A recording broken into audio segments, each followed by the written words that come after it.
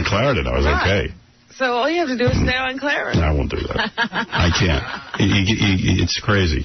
I can't do that. If I didn't talk for a living, I think I could get through it all. No, you couldn't. You can't breathe. Man, but breathing is overrated. You know what I mean? Who really needs to breathe? Well, and I'm now working on the idea that allergies are psychosomatic. Well, that's a possibility with you. That's right. For sure. So I'm working on that possibility now. All right. So I'm going to start working on that. All right. That's my next move. Okay. Okay? Dave. Yes. What's up? Dave from Tyler Ness Custom Homes. I had no idea what you said. I went and saw Rob Zombie's movie this weekend. How was his movie? It was awesome. Oh, good. There was only like 20 people in the movie theater, though. I know. I'm figuring he didn't make out too good. He made under $4 million. Yes. Yeah. He made 3.4, but I thought that was pretty good. I thought so, because it wasn't in a lot of theaters. Didn't it cost like $7 to make? I think maybe 10. Right. That's a good return, actually. It's probably the biggest. That's probably the most money Hollywood made in a while. Yeah. Yeah. I don't know. Can I give away something about it? One of the E dudes said that he wants he says, if I see Rob Zombie, can I beat him up? I go, well, why is that? He goes, I want my $10 back. Oh. He hated it. Crazy. Really? He said it was horrible. If you're into horror movies, it was pretty good. Richie. You went to Rob's movie? I want to kick his ass so bad. Really? You know how, like, a lot of people say Plan 9 from Hollywood is the worst movie ever made? Plan 9 from Outer Space? Yeah. Not anymore. Oh. Really? The worst piece of crap I've ever seen. It's worse than an Ed Wood movie? Oh, the worst piece of crap. Ed Wood at least makes some sense. Yeah. It was a bad Texas Chainsaw Massacre ripoff. Right. And anyway, hey, Howard. Oh, sorry. Yeah, go ahead. There was one good part where you see Sherry's ass, his girlfriend. Right. That's about it. Naked? She's wearing chaps with nothing else underneath them. So her ass is hanging out. Sherry's hot. Yeah, but the script is bad. The acting was horrible. It was just... I was punching myself in the car on the way home because I wasted an hour and a half of my time. And you sat through the whole thing, though? Yeah, because I was hoping for something. Something had to come out of it. But it was just so bad that I want to kick his ass and I want my money back. Right. Wow. You know, it was just horrible. I know. All right. Well, what can I tell you? Rob's a friend, but I guess maybe it's hard putting together a movie. Hey, it's a first time. That's right. He'll get it right. He shouldn't have directed. Maybe he should have just written it. Or maybe he should have directed and not written. I don't know. One of those things he should have given up. Lance, you're on the air. Hey now, Howard. Hey now. And Megadotas as well. Thank you. Howard, listen, I think you might be right about the psychosomatic thing. Did you have any problems when you had the other dog? No, but from what I'm reading, different dogs have different dander, believe it or not. Yes. And you can be affected by different kinds of dogs. Like when you first got the dog, did you notice any problems then? No. I would say started about a month in, but then I was reading about allergies. They say the dander builds up in the carpets and in the apartment. Right, it's a sort of saturation thing, and it's a constant irritation thing that you're being hit with it over and over again until your body starts to release things to try to fight it. Yeah, that's what's going on. I didn't realize that. I thought it would happen right away. Like, I've seen people who walk into a room and immediately start tearing up. But they've been sensitized. Right. See, now that would probably happen to you, that if you walked into, the Bulldog show without taking the Claritin, you might have had a real problem. Yeah. Well, what about when you, didn't you go away, last time you went on vacation? Yes. Were you having problems before then? Do you remember? I swear to you, I just don't even remember. I'm one of those guys who doesn't keep track of all that. I just know I've been having a lot of trouble. I know that you started talking about thinking you were coming down with a cold, and then the cold never really materialized. Yeah, I had a cold. You had a cold. No, I'm talking about before the cold, and then you had a cold. So you might have been starting to build your allergy up then. Then you got a cold, and then you've been thinking this residual coughing and whatever you're doing was part of the cold, and it was just the allergy. Yeah. That's what my doctor thought. He thought maybe I just still had a remnant of the cold. Mm-hmm. But he x-rayed me and stuff. There was no bronchitis or anything. So who knows? I don't even want to deal with it. Let's not talk about it anymore. I don't even want to think about it. I love that dog. Is it the reason you don't want to think about it is because you would have to get rid of the dog if you're allergic? I would. Oh. And I'm not going to do that. I'm not doing that. I mean, I'll figure out I'll buy a separate apartment for the dog and visit it. I don't care. That's funny. Because I love the dog. Who lives in that apartment? It's the nicest dog ever. It's the nicest dog on the planet. Hey, Howard. Me and my dog. Only you. Only I'd be allergic. But a lot of people evidently suffer from this. Yeah, but you never had any allergic I mean, most people, if they're allergic to cats. You had a cat, no problem. Nothing. Never had a problem. Only very few people are allergic to dogs. Right? You're special. Me. That's why I think it could be psychosomatic. I do. And I'm going to talk to my man, Dr. John Sarno. He'll fix you up. Right. Hey, Howard. Yeah. I just don't do as many bits anymore. I know it's probably a pain in the ass, but I mean... We do bits. I love that stuff. All right, we'll do one. We're going to do one about a guy who's allergic to his dog. He lives in a bubble. All right. Let's see. What else? So much going on. So much email. I don't even know where to begin. All right, I'll save the email for after the break. I'll stick with the phone calls because there's a whole bunch of people who want to talk to us. Go ahead, Eddie. You're on the air. Howard. Yeah. You heard about them shooting at Snoop Dogg the other day, right? Snoop Dogg was shot at. Did you see that, Robin? No, I did not. On the news. And it had an article in the paper that Suge Knight had been on the Howard Stern show, and I wish I had saved the article so I could read it to you. Oh, they're tying it all together? Yes. Well, they did actually kind of tie it together. I was reading the Post on Saturday, or the Daily News. I think it was the Daily News. I think it was the Post. Yeah. That's where I seen it. And it was the day after Suge was on our show. Right. Well, what happened is Snoop Dogg was driving around in one of his fancy cars. Exactly. Where was he? Was it L.A.? I think it was L.A. Yeah. And he was driving around, and there was a drive-by, and shot up his car, and he survived. Shot up the car. Yeah. You know, he wasn't hit, but he was driving, I guess. But he wasn't the target of this drive-by, was he? Well, I don't know. What do you think? I don't know. It was his car that got shot up, and he was in it. Like, did he drive through a drive-by, or did he... No. You think there was a drive-by going on, and he just kind of got in the middle of it? Be in the neighborhood. No, I think it was directed at him. It seemed to be he was the only one involved. Oh, they were actually shooting at his car. At the Snoop Master. Howard, I need to ask you a question. This guy, Captain Jenks. I need to ask you about this guy, Jenks. Can he be arrested for doing what he's doing? No. He can't? Not that I know of. I mean, there's no law against making phone calls. Why can't you make a phone call? I mean... How come all these TV shows can have candid camera and practical jokes?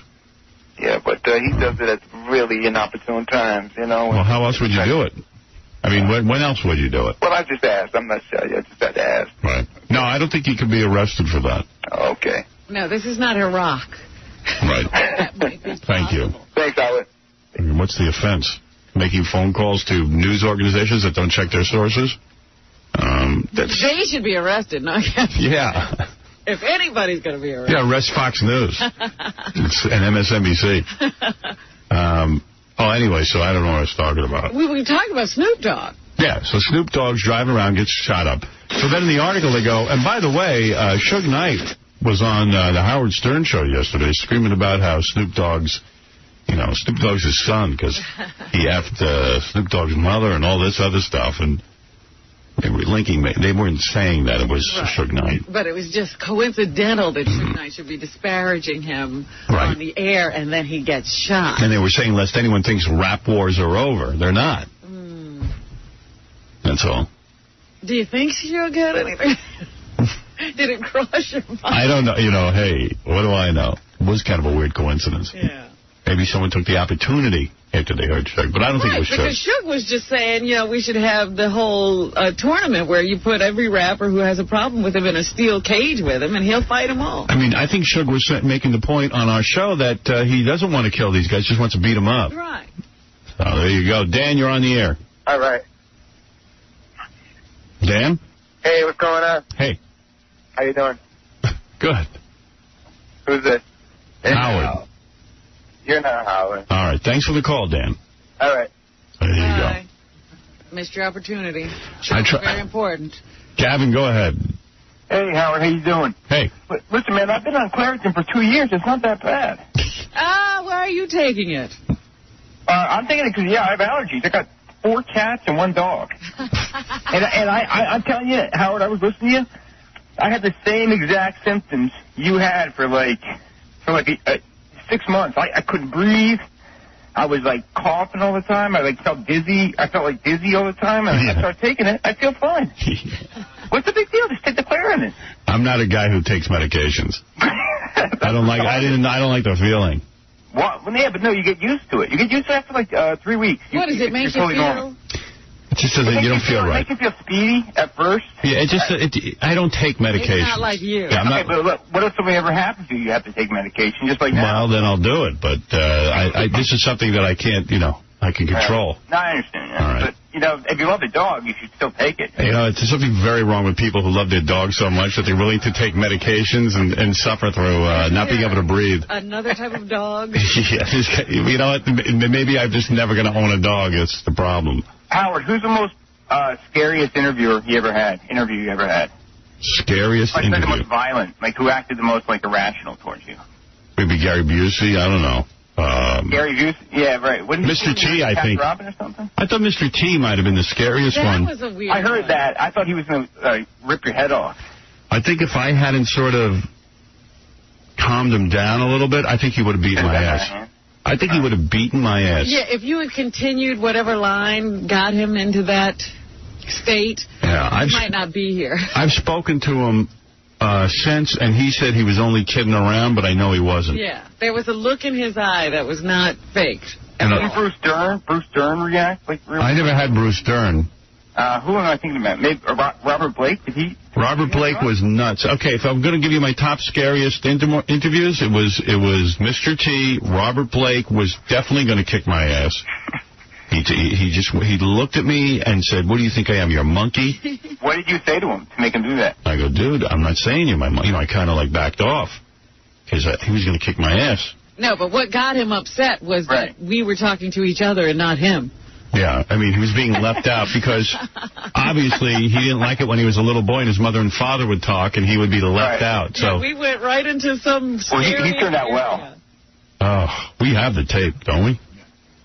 Different classes. Yeah. Weird, man. I talk to you and you talk to her. We don't directly talk to you.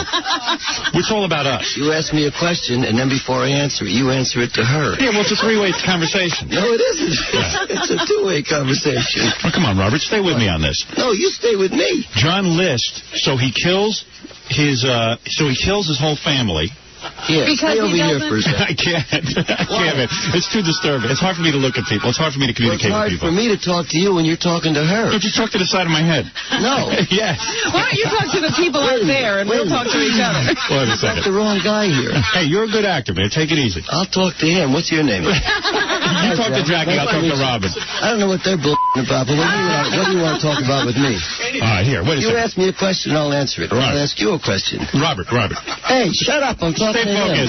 Stay focused. You stay focused. I'm over here, Jack. All right, so what you're saying is, I think... We're talking about John List. All right, we're talking about John List. All right, I'll look at you. I reminded where he was. Come on, we all talk here, all right? Just come on, just get with the program. No. It's a different thing. No. It's a different program. He's a pig.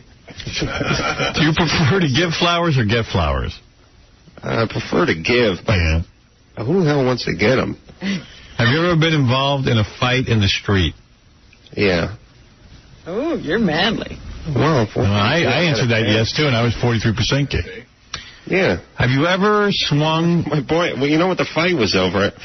My boyfriend said I didn't pull out. Have you ever swung at the punching bag at a fairground? Yeah. Well, I've hit the thing that makes you ring the bell. When you move into a new flat, how important is it to redecorate? See, this is a trick question. What's very a flat? What's a flat? A new apartment. See, that's the trick question. Very important, not very important. But if you call your apartment a flat, you're gay. Come on. Not important. You see, I said very important. Of course you want to decorate. Yeah. I said no. It's not important to a guy. No, bull. No. I think what it is you want to set it up. I mean, you want to get your TV where you want it. You want your sofa where you want it. You want your gadgets all set up. But that's not window treatment. But it's not so much decorating. Yeah, I think when Adam was single, I don't see him going out and buying like a new rug and stuff. All right. If you have a What's that say? I think it's do-it-yourself. Yeah, DIY stands for do-it-yourself. Oh, you don't know the DIY? If you have a do-it-yourself task to complete, are you more likely to hire a professional or do it yourself? I would do it. I was a contractor. Yeah. I said hire a professional. Yeah, me too. Is it better to be smart and ugly or beautiful and stupid? If you're a guy, it's better to be smart and ugly. See, I put beautiful and stupid. Brad Pitt's stupid, and he's got a great life. You're lying, man. You're just trying to come out non-homo. No, but listen. You wouldn't want to be super handsome and have every... Look at Casey. The guy walks into a room, every chick's all over it. Yeah. What does Casey make a year, and what do you make a year? Yeah, but what's the point? He can still get... Poontang. It's all about poontang. Who cares? You have a hot girlfriend and a bitchin' place to live. Yeah, but don't use me. I'm in show business. Albert Einstein didn't have a hot girlfriend. Come on, dude. Just because you're smart doesn't mean you're going to have money. But listen, if you're a girl and you're hot... Where do I type in that Adam shared a bed with Jimmy? Is it better to be smart and ugly or beautiful and stupid? You're saying smart and ugly. Yeah, because you can still have a good life as a guy. If you're going to sleep with someone you don't know... If you're going to sleep with someone you don't know, would you go to their place or go to your place? Oh, it doesn't matter. Me neither, but you got to answer one. Go to their place so I can, get out. Clean up using like their drapes and leave. Have you ever given a sex toy as a present? Yeah. Oh. Really? Yeah. I think that's gay. Yeah. Well, you don't do it. Do you frequently use lubricant in bed? Tell the truth. No. I'm a dry. I've always been dry, even alone. Do you get off? Me too. You get off on lesbian pornography? No, not my favorite. Really? Wow. Yes. You don't get off on watching dykes? I enjoy it. No, I'd rather see the guy in there. All right. Really? Well, that's why it sounds gay. By the way, you're saying you were a dry guy, Howard? Yeah. Alone? Yeah. I thought there was lotion by your bed. Sometimes, but mostly I stopped the sesame oil a long time ago. I've never used lotion. Does that hurt? No, I'm very gentle, silly. I can regulate how I touch myself. Doesn't it hurt? Yeah, but you got, friction, though. So what? Casey can't regulate himself. I rip at it. Must kill penis. Must destroy ball sack. Have you ever thought you masturbate too much? It's run across my mind. Right, yeah. Actually, I've been told, really. All right, here you go. You are... Whoa! Oh, wait, no, that's not it. It's tallying. I thought that, too. Oh, my God. I thought it said you're 100% gay. Right here, get your results. Adam is 30% gay. That's pretty good. I was gayer than you. I was 40. Is it? Yeah, that's good. So you're gayer than me. It says, loosen up, my straight friend. These days, women like a man with some softer edges to grab onto. That's what I got, too. How would they know? This is some homo put together a website so the world could be gay with him and we could all hate his mother. Oh, I forgot to answer this question. It says, would you say that Jimmy Kimmel's man juice is salty or sweet? It's pungent, I'll tell you that. All right. There it is. Are you gay? And if you want to go take that test. What's the website? Give it to me, Case.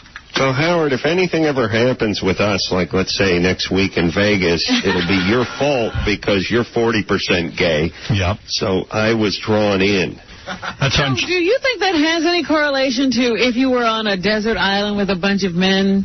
No. Channel14.com/gayometer. Gayometer. And that'll get you right on there. All right, we got to take a break. We'll do the news when we come back. What is it? And that other one we were looking at was called designavagina.com. Design a vagina? Yeah, that's the one with the shaved and unshaved. Oh, designavagina.com. Yeah. One word. Okay, thank you. We'll be back right after these words with Adam Carolla and more. Hot dog. Howard's hot dog. What kind of girls like Howard's hot dog? Wacky girls, stripper girls, girls hopped up on crack. Whore dog, stupid girls, even nymphomaniacs love hot dogs. Howard's hot dog. The dog that makes girls laugh. Howard Stern. You guys, it's Kid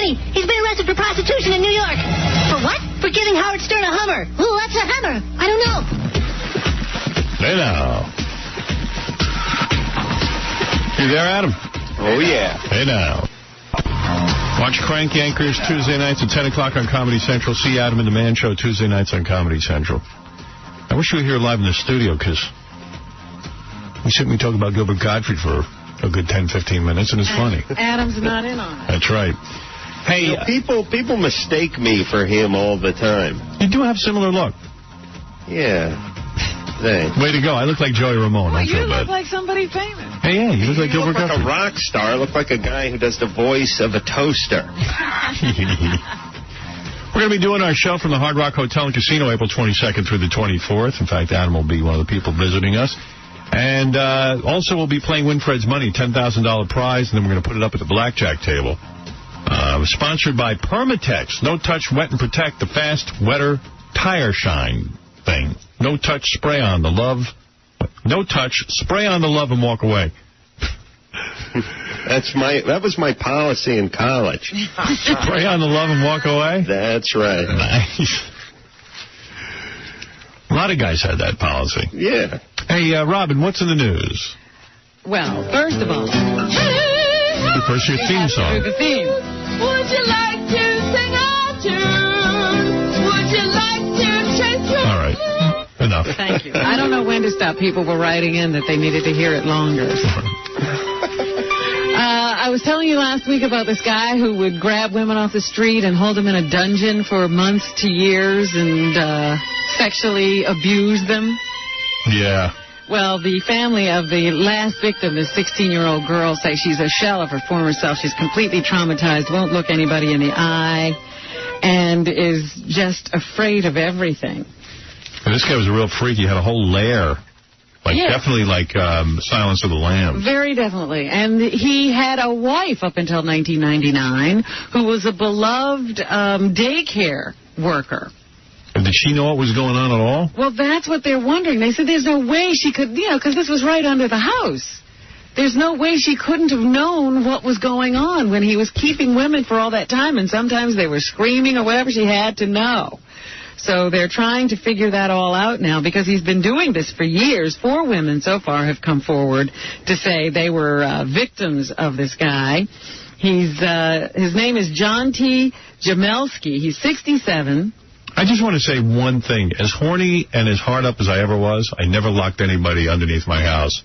Well, you'd be commended. And held them against their will. You see that? He's not such a bad guy. He's suspected of kidnapping several troubled young women, keeping them prisoner in a clandestine dungeon in his home, and sexually brutalizing them.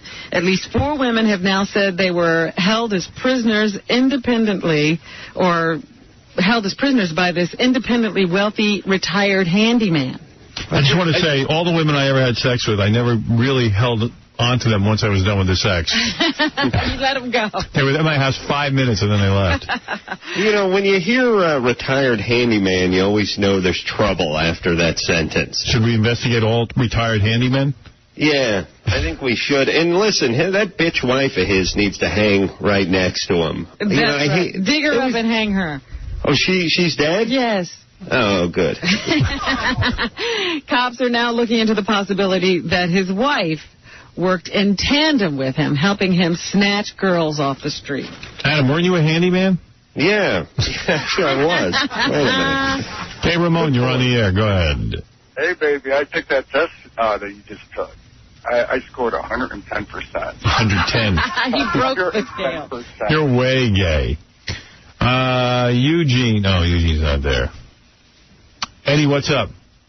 Hello? Hey. Hey, Howard. Howard. Yeah. I'm playing that shaved or unshaved game. That game rules, man. Isn't that great? I do it every day long. I walk down the street and try to see who's shaved or unshaved. Now I can finally win doing it. I wonder if we couldn't do some version of that game, like here in the studio. I mean... Why not? Why couldn't we bring in a bunch of women? It would be a good excuse for them to get naked and let us guess if they're shaved or unshaved. Yeah, they can hold a little square there. Fun. The whole site has a bunch of fun games, man. Nice tricks, too. Hot shit. That's why every time I interview a girl, I go, are you shaved or unshaved? Because I'm playing that game in my head. That's the question on everybody's mind anyway. All right, thank you. Thank you. All right. What else is in the news, Look forward to the new game. We had 7 POWs who were rescued yesterday. Do you know how they got through the whole ordeal? They told Howard Stern stories. They swapped stories about Howard Stern. They did. Well, that was one report. But it's kind of odd how they were found. Apparently, it seems their captors just abandoned them after a certain point because they knew, that Iraq was losing the war, losing control of the situation. And as the troops were moving toward Tikrit, they were told by some people along the road, as you go along for a few more, kilometers, whatever, you're going to find some Americans. So they finally get to this house. They burst through the doors and start screaming, hit the deck, and then they said, any Americans stand up, and 7 people stood up. One of them being a girl from this area. And she says, Shoshana Johnson says that she was treated a little bit better than the other captives. They say they were all beaten and kicked and questioned at the very beginning, but as the war went on, things lightened up on them, and they were fed 2 to 3 times a day. Here's Peter Baker of the Washington Post, who tells us about Shoshana's story, and that she says the captors taunted her. D2. They were fed. They told, in fact, Shoshana Johnson that they had seen her mother on television talking about this, and you can only imagine how a prisoner would feel thinking about their parents, worrying about them.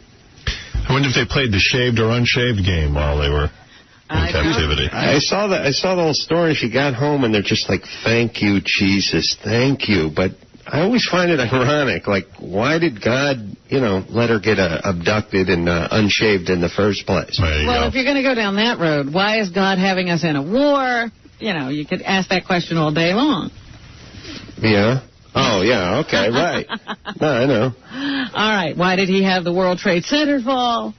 Well, that wasn't him. Oh, it wasn't, okay. They also have been reclaiming some of these jail cells that the Iraqis kept to torture people. They say pictures of dead Iraqis with their necks slashed, their eyes gouged out, and their genitals blackened fill a bookshelf. Jail cells. In whose house? Madonna's? Jail cells with dried blood on the floor and rusted shackles bolted to the wall line the corridors, and screams of what could be imprisoned men in the underground detention center echo through the air shafts and the sewer pipes. This is the place where Saddam made people disappear, according to an Iraqi soldier. So, was that Saddam, or wasn't that handyman from New Jersey? Yeah, it was his basement. Sounds like Fred's basement. But, they're finding all of these torture chambers of Saddam and letting us know now the horrors that these people have lived through all these years. They have also captured Saddam Hussein's half-brother trying to get into Syria. Right. Which they think a lot of officials of this regime might have done. This one got caught. And they can't find a lot of the others. They're thinking maybe Syria is giving them safe harbor, so warnings have been issued to the Syrian government not to get involved. Mark, we should roll over Syria as long as we're out there. I couldn't agree more. Mark, you're on the air. No Mark? Okay. Robin? They have Saddam Hussein's DNA and the DNA of his son, so should they find the bodies, they will be able to identify them. They have the genetic information they need to do that. And we also have found evidence that Uday Hussein didn't have a very happy life. Oh, Jesus, what are you talking about? Even though his father showered him with gifts and power, he felt in letters they found in one of his love nests, he says he found no warmth or love in his heart for his father. He said it was very hard to be a member of the Hussein family because people want to kill us. I heard he scored a 41 on the Are You Gay website, too. Yes. He did have love letters from various gal pals proclaiming their desire for him, so that wasn't bad. They say he used to bring lots of different women, and they'd write him notes and seal them with lipstick and say they'd never forget him, and their happiest moments were spent with him. Women love a man in uniform. There you go. He was really decadent, they found scores of charred $50 and $100 bills that he used to light his cigars. Wow. Now the house has been looted. Those guys had a great thing. They should have just, laid low. Along with a palace he once owned, where the people ran off with chandeliers, golden fixtures, pictures of half-naked women, and even some of his white Arabian horses. They also say they found a little stash of his video collection. What's he got? He had Timothy Dalton's James Bond flick, License to Kill. Funny. Gene Hackman's flop, Loose Cannons. Hackman. And a Dudley Moore movie called Like Father, Like Son. What a weird collection. Yeah, very odd. Like father, like son. Captain Jenks told me he had private parts. You know private parts in Uday's collection? No. Damn. It's a very sparse collection, as a matter of fact. He had to keep watching those, I guess, over and over. Wouldn't you love to read that he was into private parts like it was his favorite movie? Uday Hussein? There's something to be proud of. I like private parts and Freddy got fingered. Pee-wee's Big Adventure is my favorite. Meanwhile, Sean Penn, he got some good news, bad news. You were reporting the other day that his car was stolen as he was having lunch off the campus of the University of California at Berkeley. He's a macho man. He's got to drive a muscle car, Sean Penn. Well, they found the car, but the 2 guns inside were missing. Yeah, it's a big man with his guns. He was driving a black 1987 Buick Grand National. Well, he was a pacifist. Well, he was, but, don't forget, he's in Hollywood. There's a lot of tough guys around there, like, Warren Beatty and Jack Nicholson. They could attack you with their guns. Yeah, he has to protect himself. This guy's a real riddle. Like, one minute he's packing heat and punching out photographers, and the next minute he's over to Iraq to crap himself in Cry River. Which is it? He shoots anyone who's not for peace, I guess.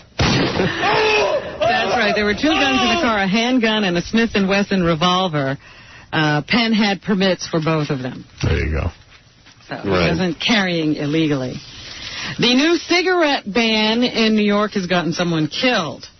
A bouncer at a club here in New York tried to stop a patron of the club from smoking a cigarette, and when the person refused, he decided then to try to carry them out of the club. It was these, I guess, a couple of Chinese dudes who weren't so big, and this big black guy who was the bouncer decided to just carry them out. He thought they were so small, they say, that he probably didn't even think to call for backup or help. So as he was carrying them out, they began to scuffle, and one of these guys pulled out a knife and stabbed him in the stomach. The dude's name was Ching Chang. Well, they don't know which of the brothers, Ching Chan or Jonathan. Jonathan Chang. Stabbing. One of them's named Ching Chang. I swear to God. Ching Chang. Well, Chan. His parents named him Chin Chan. He used a knife or one of those little stars? It was a knife. A sword. Nunchucks. Jonathan is 29 and Ching is 31. They've been charged with assault, criminal possession of a weapon, and resisting arrest. Police are still trying to determine who stabbed Blake, so they could get off with the murder because they can't determine which one of them did it. Well, they're hard to tell apart, those people. I mean, I know it's a stereotype, but it really is true. Thanks for weighing in, Adam. Okay. A lot of those stereotypes happen because they're true. That's right, all of them. Anything else, Robin? Let me give a shout-out to John Malkovich. He's in the Russia Malloy column making a lot of sense today. He says that he doesn't think the French have any right to now want to be a part of the reconstruction of Iraq. Look at John Malkovich making sense. Yeah. But what's that mean? We don't want their money? No, we don't want them pumping money and giving their opinions on what Iraq should be like post the war. Well, we don't want to give them any contracts over there. That's right. Building. Yeah. The French say that everybody else has a self-interest in Iraq, Malkovich said, but none is more obvious than theirs, and they're absolutely blind to it.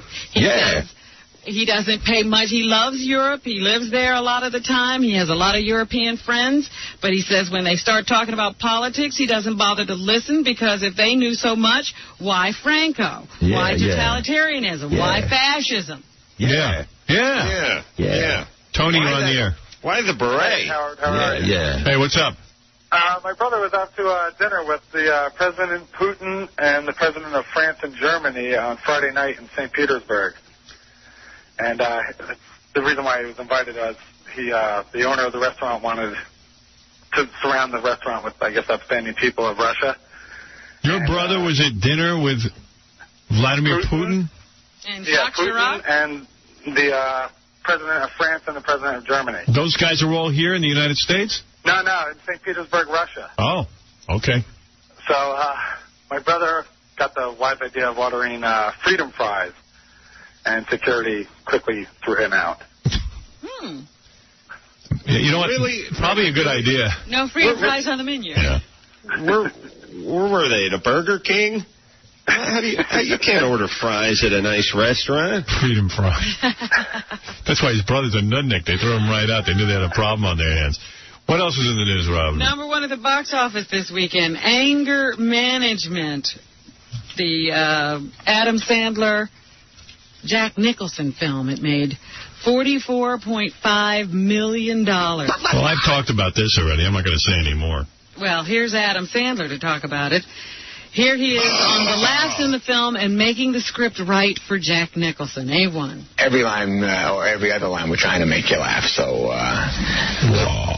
You know what? I can't goof on this dude anymore. He makes way too much money in these movies. I'm clearly out of step with the American public because I don't know what they're talking about. This movie was horribly... Have you seen it, Adam? No, I saw it. Got 2 thumbs down by I know. Or Roper, or Ebert, or whoever the live guy is. Have you ever seen an Adam Sandler film? Yeah, I have seen some of them. And you like them? No, it always feels like the same movie to me. Like he's this slob that gets a bunch of money and then shows up at the country club in the cut-off sweatpants and hits the guy with the sweater tied around his neck in the nuts with his backhand. a lot of pressure on him. You don't want Nicholson out there. We ask him to say something and it's not funny, so he wouldn't do that. So what, did he write this, Adam Sandler? Yeah. Wow. Yeah, boy. Son of a gun makes $45 million the first weekend, man. That's huge. He knows his audience. It set a record, I think. Mm-hmm. And here he is on his homage to New York in the movie, A2. I'm from there originally. I grew up there with comedy. Nicholson loves the Yanks, and he loved New York, and he spent a lot of time there. Marissa's from New York. Turturro's from New York. Louis Guzman's from New York. A lot of New Yorkers in the movie, and I think New York's the coolest place on earth. And I lived in New Hampshire from 5 to 17, and I wore a Yankee hat every day. That's how much I like New York and the beatings I would take for that city. Mm. All right. Jack Nicholson was asked if his role in Anger Management was written especially for him, A3. I don't know that they wrote it specifically for me or not, but he brought the idea to me. I knew him only very slightly. I knew his work, was interested in it, and then I wrote it for him. I'm only kidding. Okay. And here's how Jack feels about plastic surgery. Would he ever consider it? No, I wouldn't think about it, and so naturally, no, I haven't. But, I mean, I'm an actor who they said was wrinkled and balding and everything else when I was, I think, still in my early 30s. Most of the people who wrote that, who thought they were younger than me, are now bald and wrinkled. As you can see, I don't have any plugs or tucks or this or that, but, let people do what they want. I just... Dude, he's so handsome, I can't believe he hasn't had any work done. We're going to take a break. We'll be back right after these words. The Howard Stern Show.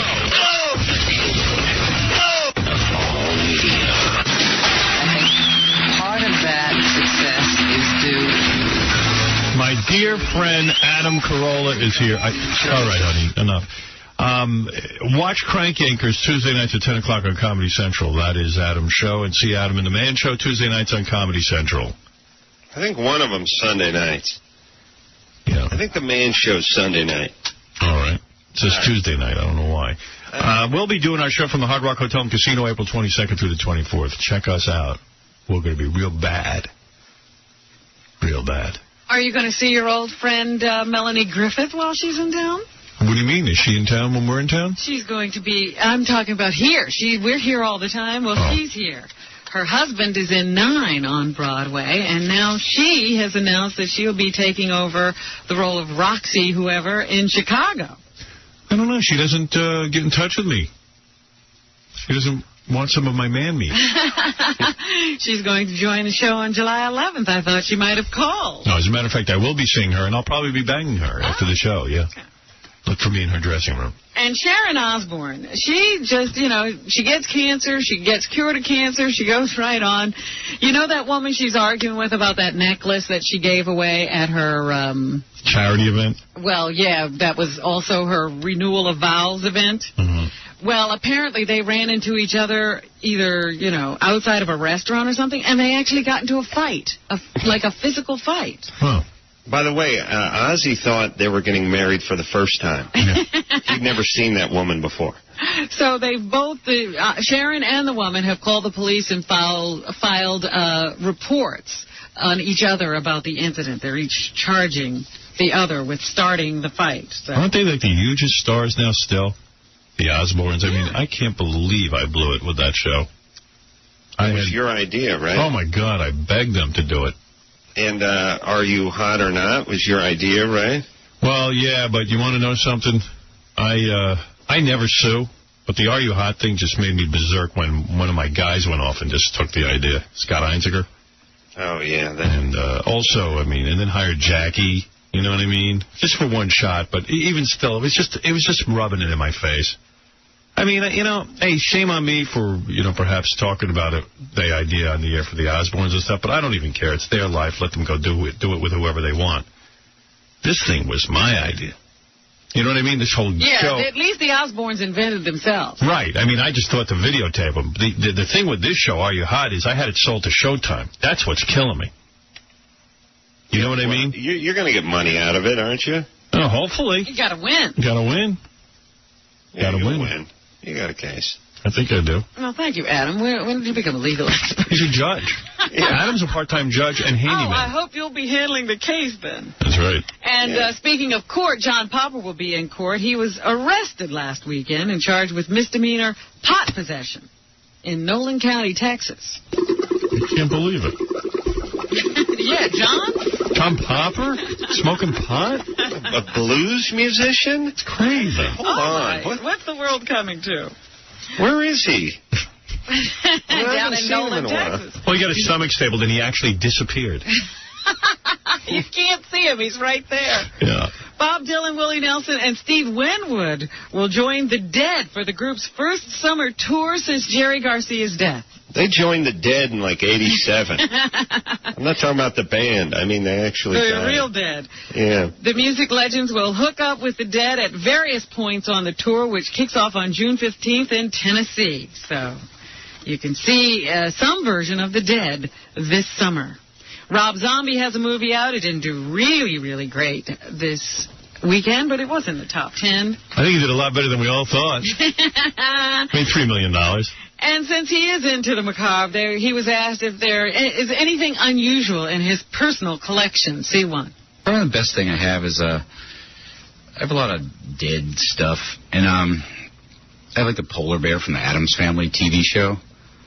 That was in their front hallway. It's in my front hallway, and that's pretty good. It's hard to get dead polar bears these days.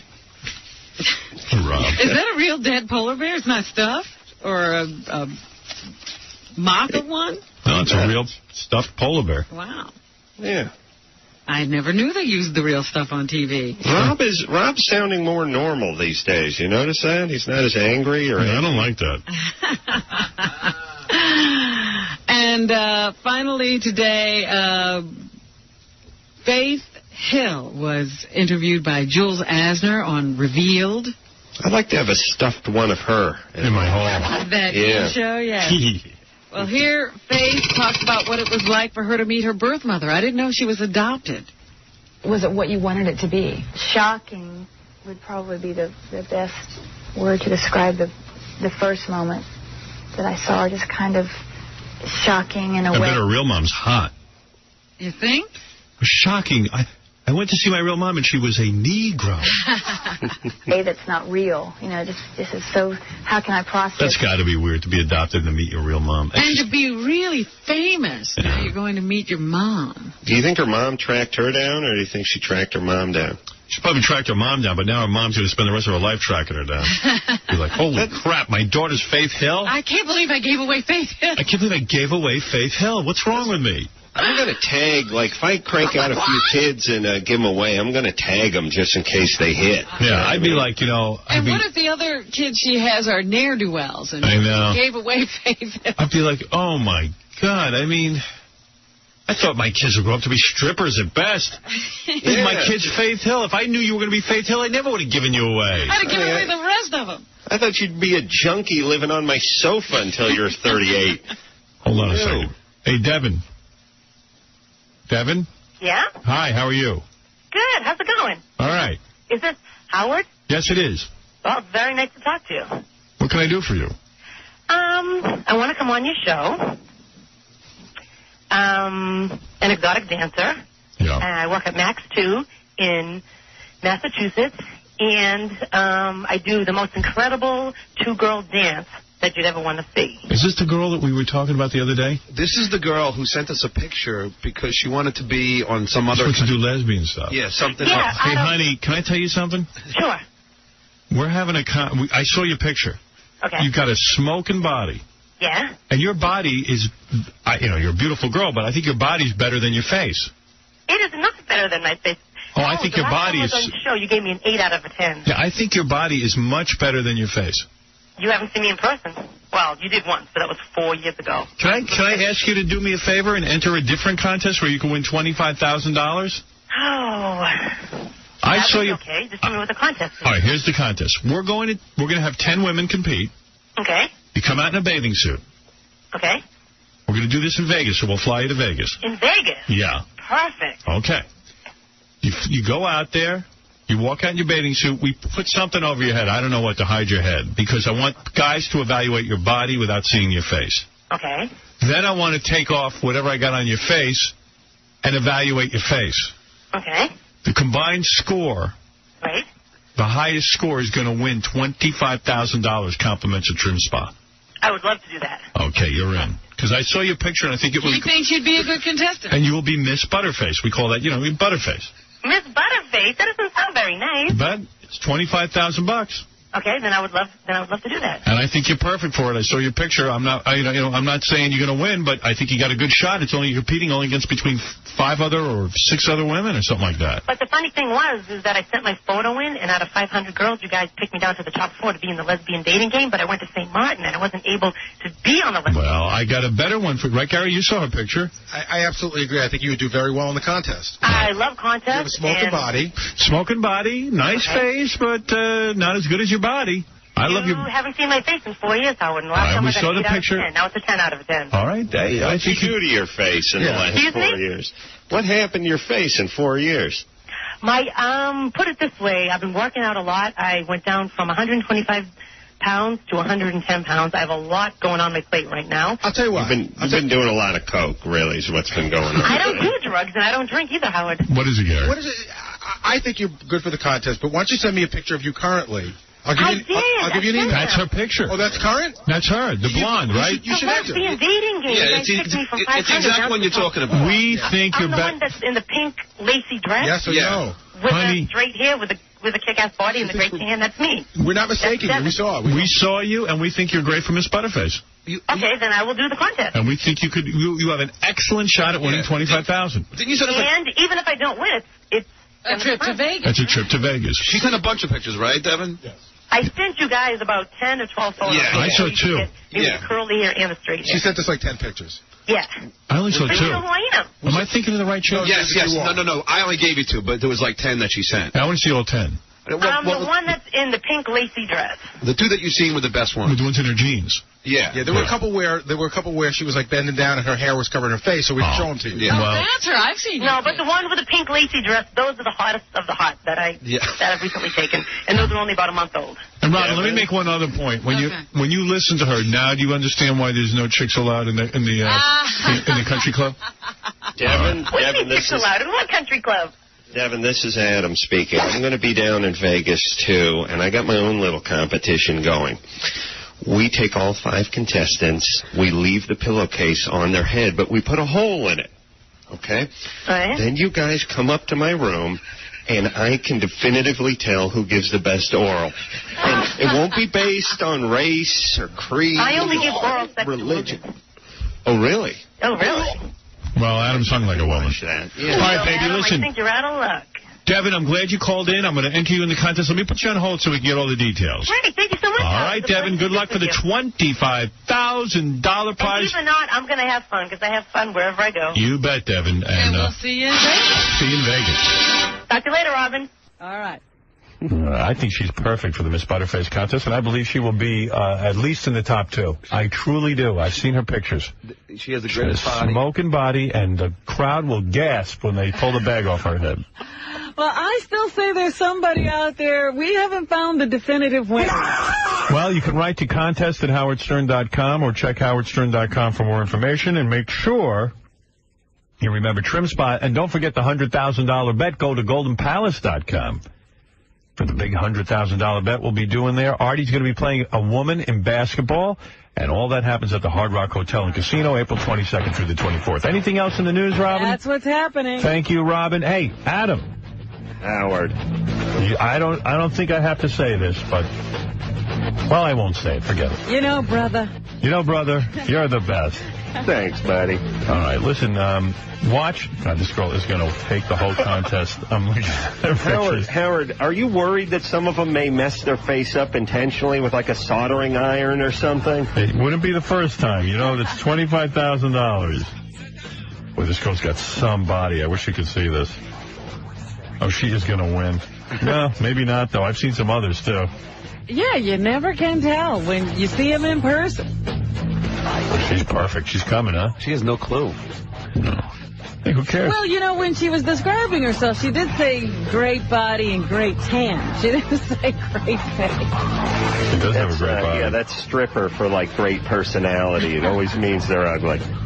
All right, listen, Adam Carolla, thank you, my friend. Come see us again. You know what I mean? I know you'll be in Vegas, but... I'll see you next week. All right. Crank Anchors, Tuesday night, 10 o'clock on Comedy Central. See Adam in the Man Show Tuesday nights on Comedy Central. We'll see you tomorrow. God bless.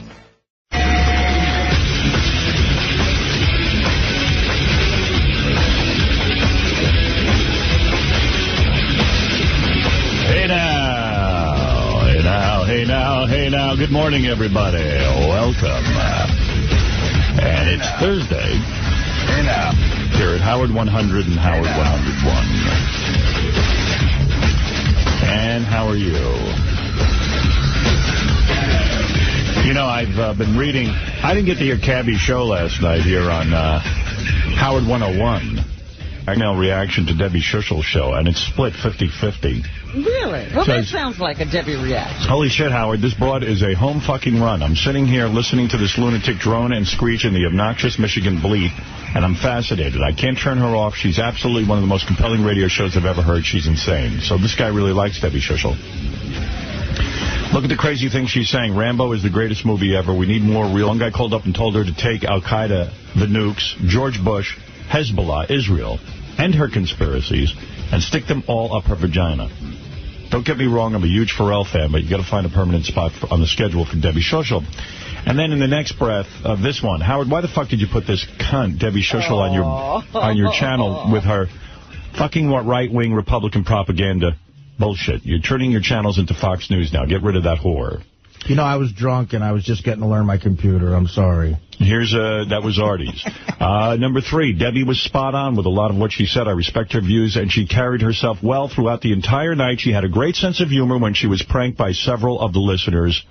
With the big political mess our country's in with the war, I would totally like to hear her show again. Thanks for bringing us new and interesting programming. And then in the same breath, here you go. Please never, ever put that cunt back on the air. Oh, they either go, we loved her, or she's a cunt. We got a technical problem this morning. What's that? Everybody hear these headphones ringing? I hear it, too, yeah. It's music. Oh. Yeah. What is that, Fred? Is that you? I thought Fred was just still running the music under. It should be down.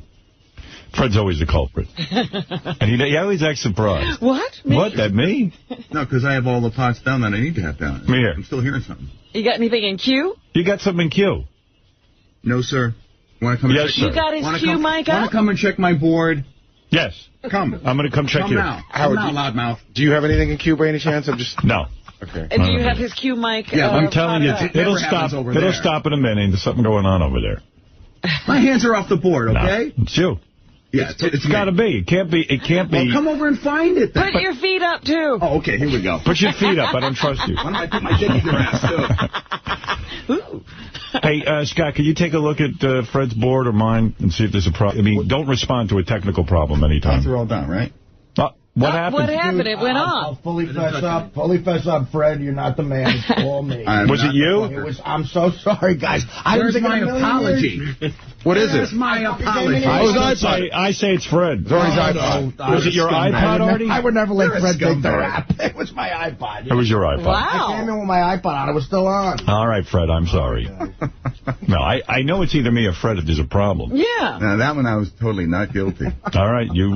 First time that's ever happened. You know who you're like? Shit. Fred, you know who you're like? The Ramseys. Everyone thought you were guilty. Oh, isn't that sad? Those poor people. Really? Jay Leno was the guy. Remember how Leno was saying you got to arrest them right now no matter what? Yeah. People were really harsh. I mean, it teaches you a lesson. When I remember reading the paper, I go, boy, those Ramseys are really guilty. Yeah, they're getting away with But what are the odds? It's like, well, what's the story? Is the story this guy knew the family or just some random guy? He was a teacher and lived in their community. And how could they not find him? Like they had. Well, they did find him, but the problem wasn't whether they were looking for him. It was that the press had convicted the Ramseys, and we all went along with it. By the way, though, when you start to read the story, the guy they're saying now who is guilty, the story is supposedly he was writing a book, and he's claiming, you guys have DNA. He says, DNA test me. Or the brother of it is saying, DNA test him. It's not him. He's not the guy. They say he's confessed, though.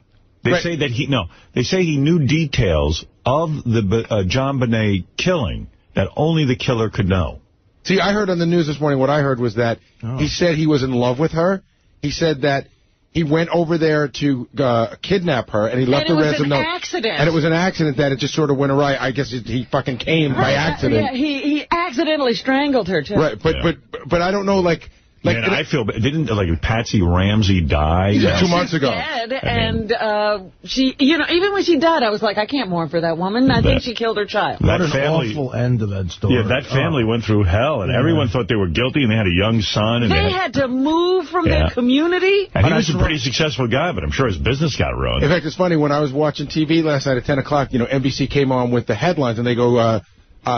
somebody confesses to, 𝗵𝗵 Ramsey's murder, and the first thing I thought was, it's the brother. Right. I thought that's exactly what I thought. The brother in the household was tainted. There was some smear put on him. I never thought it was the mother or father, but I always felt that they knew something. Yeah, what about the Inquirer, and they were writing stuff, like the mother did it, the father did it. Remember not the Inquirer, but one of those rags. The note that was left in the house, they claimed that Patsy Ramsey must have put the note together, and they were saying, she did it with her left hand or whatever. I mean, they were doing all kinds of things. They had handwriting experts. That's why I'm dying to know all the details of that, because that note was a big factor and everything. Like, supposedly, someone calmly sat down in the house and wrote that note. And then there was questions as to when they made the phone calls. I read an article where the husband wrote the note to cover up the fact that the wife killed her because she got jealous there were all of their relationship or something. All theories about the note. And then there was also the suspicion thrown on the father. He was the one who miraculously found the body, and all that stuff. But you're right also. The tabloids had never stopped. Even as a few weeks ago, it would be 10 years later, Patsy still won't tell the truth. It was like they never let him go. Well, how about this? I'm the only person sticking to his guns. I still think it's the father. I think this guy's wrongly accused. You want to know something? We should still be in Iraq. How's that sound, guys? You want to know something, though? It's weird. It's like I've been so trained to think it was one of the Ramseys. I'm still not buying it. Right, now the New York Post is telling us it's this guy. So we're going, okay. Right. But that's what I talked about this morning. I wanted, I heard it's this other guy. I want to know more because I am not convinced yet. And what's he doing and where? Thailand? Well, that explains a lot. He's in Thailand looking for young kids. Yeah. Well, that's exactly what you think, but do you know that for sure? No, now I don't believe any of it. A lot of these pervs don't move to Milwaukee. It's Thailand. Please never put that cunt back on the air. We do not want conservative bitches with blinders on talking on your channel. If I want to hear that bullshit, I'll listen to Christian radio. So that's Debbie Schuchel. And then, hey, Howard, Debbie Schuchel is a dumb cunt and would let anyone talk if they disagree. And wouldn't let anyone talk. I don't know what this is. She called everyone Muslims who didn't agree with her. She's a racist, homophobic Republican. That's kind of funny. Everybody was a Muslim who didn't agree with her. Yeah. And then he goes, I listened to Debbie last night, and I think that Howard should give her a regular show. She talked about a variety of subjects with ease and had a good sense of humor about all the ball-busting callers. I'd listen to her every time she's on, no questions asked. She got a lot of calls, you know. She generated a lot of calls. I couldn't pull myself away from Debbie's show this evening. Please replace that fool Riley Martin with someone intelligent with important topics. Makes for a nice balance. I think that we might have found our Riley Martin replacement. And finally, Howard, this is one of the best shows I've heard on your stations. Debbie Schuchel, of course. Please put her on. I hardly ever listen to Pharrell, probably just once or twice. But if Debbie was on, I'd listen all the time. So this guy's a Debbie fan, not a Pharrell fan. Yeah. So there it is. And this guy says, Artie, the show was better Monday morning without you. But I don't agree. Was he a Muslim, too? That's why it's bad not to be here, even for a day. Oh, they'll kill you. Craig Gass was in. They say Craig Gass is the nearest thing to Billy West. So in Billy's absence, I have to say, let's have more Craig. And then another one, Craig Gass is one funny guy. And, is that all Craig Gass? Yeah. Right. Craig wrote those. Craig did have a very good appearance yes, the other day. He did. A question for when Robin dies. Does Robin get a military funeral when she keels over? You probably would, couldn't you? I'm a veteran. I don't know. I was never in a war. So I don't think you need to be. I think if you were discharged honorably, you're eligible for one. Oh, so if you don't have to be in a war to be considered a veteran. It's just if you were in the Army, you're a veteran. Right. Oh, then you get one, definitely. Right. Get a flag. Everything. A lot of negative cabbie. Get cabbie off the air. Why do you find that type of shit so fascinating? He's a moron. He's not funny, talented, or interesting. He's a nuisance and adds nothing to the show or your channels. When he comes on, I turn you guys off. And then this one. I hate cabbie. I hate cabbie. I hate cabbie.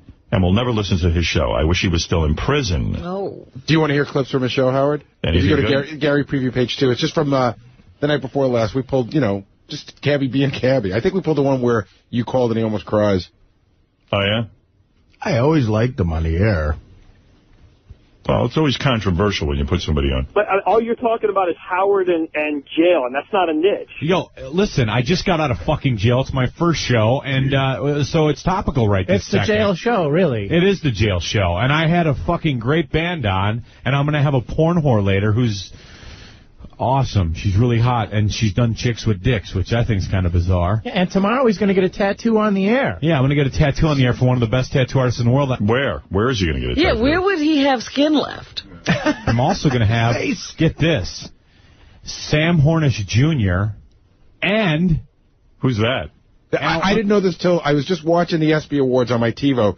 He's a race car driver. Otherwise, I would never have heard of him. Jr. and a Penthouse pet. Yeah, so how about niche that?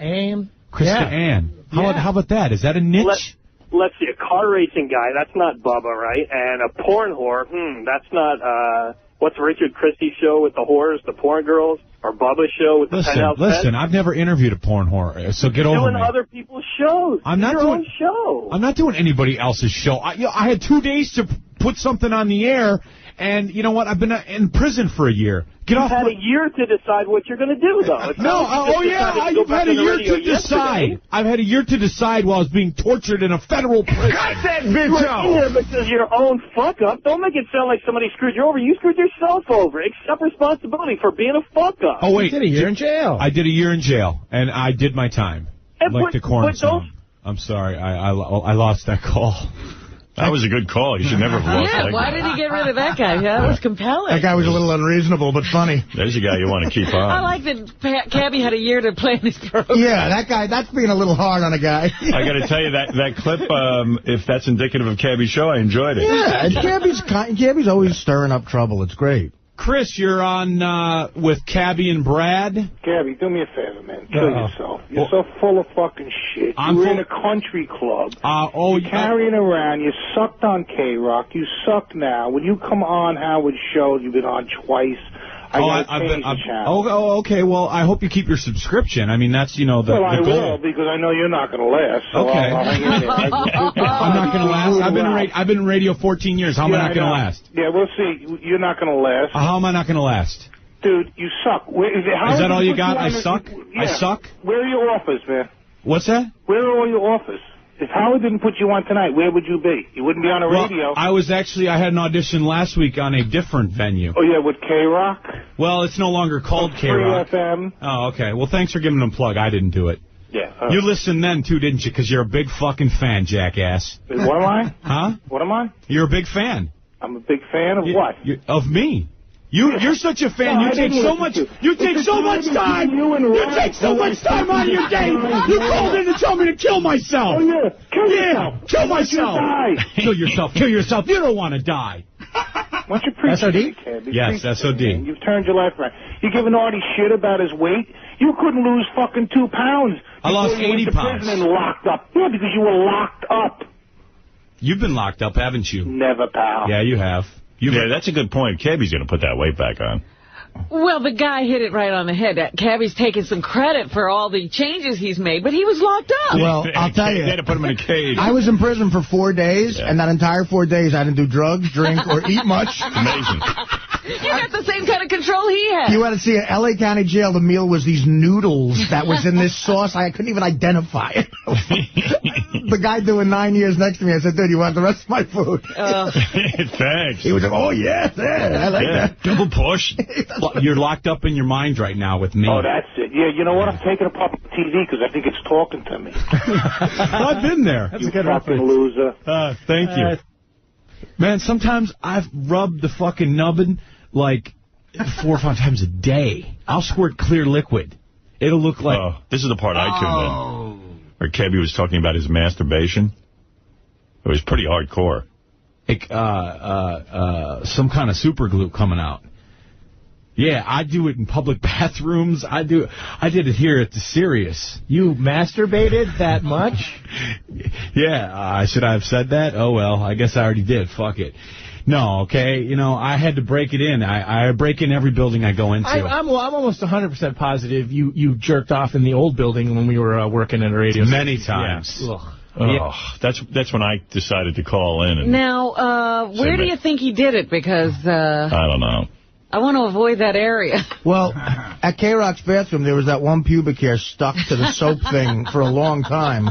You think that was Cabby? Maybe the glue was Cabby's jizz. Yeah. I don't know, man. Right? I just that was too much for me. I didn't want to hear about it.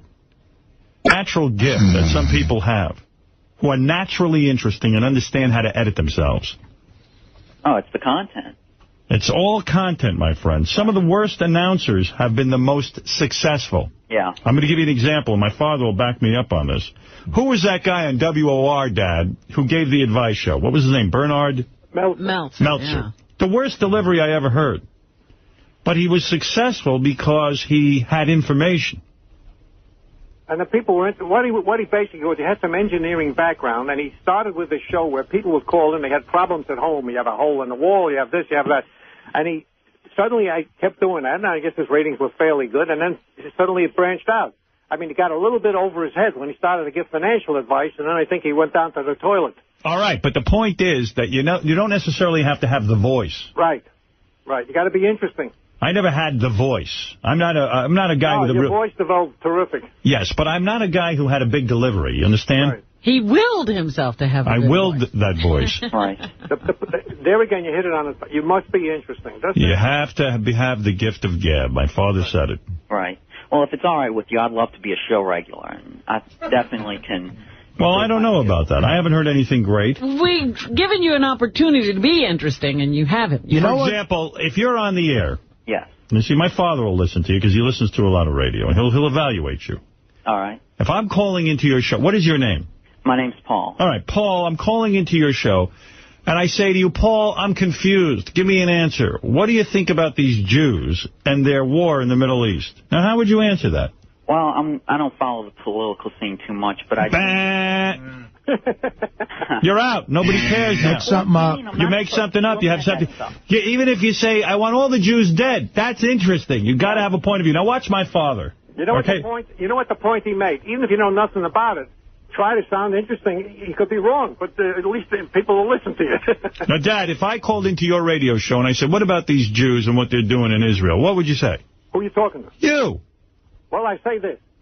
Right now, they're doing the right thing by protecting themselves. You cannot live with a neighbor, Hezbollah, who's a type of organization that's considered not a government. Now, Lebanon has a government. They've completely taken over by the terrorists. So there is no way they'll ever have a real peace there. Oh, we got a problem with this show, too. No, this is good. This is information.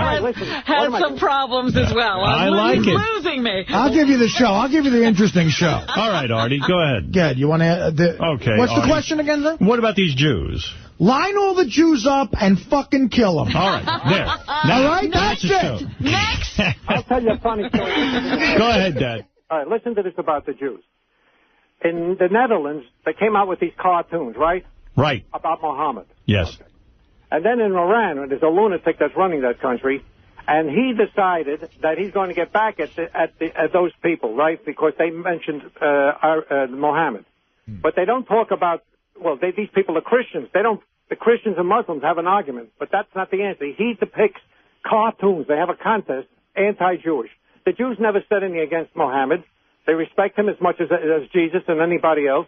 But because these two guys are fighting, it's like you and I having a fight, and the guy walks by, and we punch him so we don't get hurt. That's right. See, there's opinions. There's information I'm getting here. Well, if I'm not mistaken, the whole thing with Hezbollah started with 2 kidnapped Israeli soldiers. Yes, good. All right, well, my opinion is that Hezbollah was wrong to start it, and now that they have, it's all... See, I'm going to sleep. I'm going to sleep on both these people. All right. Listen, Paul, I tell you what. Maybe we'll let you do an hour on the radio. We'll see. And we'll let you talk sports, which you say is your forte. Which we say. What if I give him a sports question, Howard? All right, give him a sports question, Artie. You said you're good with local. Where are you from? New Orleans. Are you from New Orleans? Yes. Okay. Do you... You said, yeah, I'm a horrible he's enough. a caller. I'm the caller. Oh, that's Thank true. you, Robin. Go ahead. Do you think the Saints are going to be able to, because of all the sympathy, New Orleans is getting after Katrina, do you think the Saints in the next 5 years can build a team that's worthy of the national recognition they're going to be getting? In 5 years, they're going to be a better team because they needed to get rid of Jim Haslett. He was bringing down the program. Sean Payton's a new face. You bring in Reggie Bush, caused a lot of excitement. He's the reason why they're selling season 2. So you think Reggie Bush is going to be a good pro? Yes, I do. Why? Because he can translate it into from college to pro ball. You can just see he's one of those special athletes that's going to turn out off the field. I'm bored with his delivery. Yeah, sir. It's funny. Like, everything he's saying I agree with. But he's saying it in a boring way. In a way, yeah, Paul. I don't know what to tell you. More forceful. More forceful, no ums, okay? All right. All right, that's my advice to you. I'm done with this segment. Dad, thank you. All right, thank you. Once again, you've proven yourself. Okay, good talking to you. Right. It's Paul, if I can give you some advice, get a bunch of shit in your pants on Coke stories. That's helped me. Yeah. Artie's done well with the shit in the pants story. As you get older, do a lot of drugs. But it's funny, he was saying all smart stuff, like, I think Reggie Bush is going to be a good pro, but he is kind of a bore. All right, there it is, but you're only 14. Yeah, You'll have time he is to develop. also 14. Not a lot of time, but I think that the Saints are going to suck this year. Well, they will this year. That's why I said... Oh, who cares? All right, Paul, thank you. See, that's even better what he just said. Absolutely. Yeah. That's how he should have started. The Saints are going to suck this year. Right. And Paul, you've gotten a lot of advice, and you've got the deep voice. Good luck with your career. Check back in with us. Thank you. I will. All right. There's Paul from New Orleans who wants to be on the radio. I wish him luck. Robin, what else is in the news? All right. Speaking of sports, did you hear about the team mascot who ran over a quarterback? I always suspected this would happen. The Titans...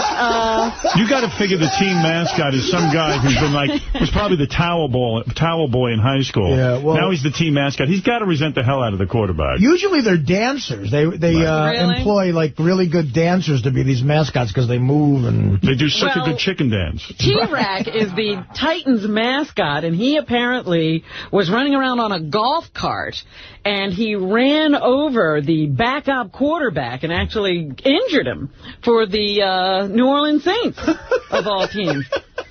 So now... You stupid cocksucker! sucker! T-Rack, who I guess is really Pete Nelson, and they got a special name for these guys now. He's the director of mascot operations for the Titans. He uses a variety of motorized vehicles in his routine, and I guess the golf cart just got away from him. The quarterback said he was blindsided. He never even knew that he was coming so he could get ready for the hit. So now the NFL has said that the mascots must remain behind a certain line. That's why the NFL can't come on the field. I like that. NFL stands for No Fun League. Come on. By the way, on Howard TV, JD's entire trip to hedonism is on there. Plus, coming soon, the big one, the biography of Blue Iris. Oh. Yeah, that's all going to happen. Yeah. And also a video version of the hysterical Evil Dave public service announcements that we've been playing here, too. So just so you know, Howard TV is going to have all of that for you, as well as tonight's big orgasm that what's her name, G-Spot? Yeah. Ginger. I'm getting myself high. You will love it. And by the way, let me say something. Yes. The picture of that girl on howardstern.com does not do her justice. Doesn't she look good there? They took the one picture where she didn't look good. There was 50 pictures that she looked great. I agree with you. I think I saw the one, and she looks freakish. Yeah, and then I ran into about 20 guys here who all said, hey, she wasn't that hot. No, she was hot. Check it out on Howard TV. I'm telling you. Well, I'm someone who sort of disagreed with you. I didn't think she was as hot as you were saying, but that picture makes her look way less hot. I mean, I don't know who's picking. I do know who's picking the pictures, and I think he's Kakayeni. Anything else, Robin? Well, you guys have talked about these massage parlors around town where you can go and get a happy ending. Right. It turns out that a lot of these Korean women who work in them are sex slaves. Yes. They're there. They've been herded in there. They came under false pretenses, and now some guy's holding their visa to make them work in these places. Oh, that makes me feel bad. Yeah, I was going to say, does that make you less likely? Now what am I going to do on Wednesday? To frequent some of these joints? They said I only went to one. I don't like to hear that, but it does keep the prices down when you get sex slaves. The volcanic goo. I've never actually been to a massage parlor where they give you the happy ending. I imagine it's fabulous. Like I say, while I was shooting Dirty Work in Toronto, there was one next to my hotel, and I went. I actually went twice. What did it cost you? It was like $50 or something. Tell me how it works. You lay down, but are you in a towel or you? You go in the back. Yeah, you could get. They put you in a sheet. Yeah, it's like there's a massage table. It's a regular table with a sheet on it. Right. So and they tell you to get undressed. Yeah, you don't have to lay on the table naked at first, do you? No, everything's up to you. You know? And I left my shirt on. I was like, You're the only guy I know goes for a massage with his shirt on. Well, I wanted to. A buddy of mine had told me about it. I wasn't going for a massage. But don't you like to go in this sort of under the pretense that you're going to have a massage? I was like, fuck it. I'm in a foreign country. Who knows? Who cares? So did the masseuse think it was odd that you laid down on the table with your shirt on? Well, I sort of rolled my shirt up and look at you, baby Huey. Don Rickles is the guy who told me about it. Yeah. So you go into the massage parlor. I go in the massage parlor, and, it's the waiting room, and, you're waiting in there, and there's other guys in there. It's really... Isn't that kind of creepy? As creepy as you could possibly imagine. You're sitting around looking at the other clients? And are they gross guys like you? You know what I mean, like us. We all look like brothers. Yeah, okay. So... Does anybody look like a club. Nobody look like talks some big fat Italian family. Nobody makes small talk, do they? No. Do you make eye contact? You're looking away? There was a guy. There was three of us in there, and there was one guy, and no eye contact. There's magazines. When you go, do you get to pick the girl who massages you? Well, no. You just go in a room. I wonder if you could be assertive and do that, but that would be a little presumptuous. Do you think anybody goes in there with the understanding that they just want a massage? Well, my friend said he did, but I think that's bullshit. Right. So when you go in the room, is it an attractive Korean woman? Or? Yes, she was younger. By young, I don't mean like, underage, but because there were older women in there, like clearly like maybe pushing, I don't know, 70.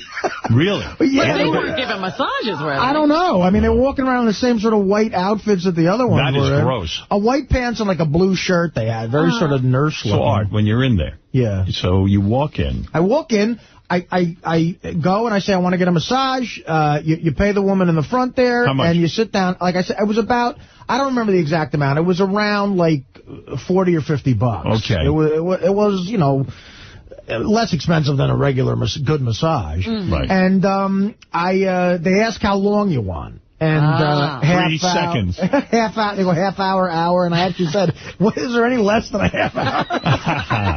15 minutes. And they were like, "Well, there's 15 minutes, fucky sucky." They actually said there's a 15-minute thing. They did. And I said, "All right, that's what I want." Is that what you got? A 15-minute massage? I asked for the 15-minute thing, and that was still like I paid like over $40, so I guess, you know. Well, it's worth it to have a strange hand on your penis. And I also tipped the girl at the end. Okay. I gave her a 20. When you walk in, what is she wearing? Is it a... She's wearing as unsexy an outfit as you can imagine. Right. So, in other words, it's sort of a charade. They're keeping up the pretense. Right. Yeah. There seemed to be a part of it that was like a steam bath, too, type of thing. Like almost like those...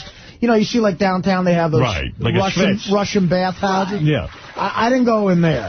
Right. So I didn't see what was going on there. So I go in this sort of depressing room with like wood paneling and a massage table and a little radio, like a portable CD player. Right. And when it came my time, I waited about 20 minutes. I put down the magazine. I was reading. They had like Us Weekly people. It was weird. Yeah, I wondered what the magazines were. It was just all like American entertainment. And I walked in the room, and the woman, about 2 minutes later, a woman comes in and goes, Andres, sit there. You know, it's like pointing at the thing. Right in front of you. Yeah. And I go, okay. I got down in my underwear. I was wearing like my jockeys, and I left my shirt on, and I laid down on my back. In your underwear? Yes, I had my socks on, too. How attractive. I must have looked like, you know, exactly like... Like an egg. Like a fat Ted Bundy or Al Bundy watching Ted Bundy. Yeah, so you laying on there on your back. So I'm laying on my back. Another 5 minutes goes by, and then a different Asian woman, a different girl that told me to get undressed. Right.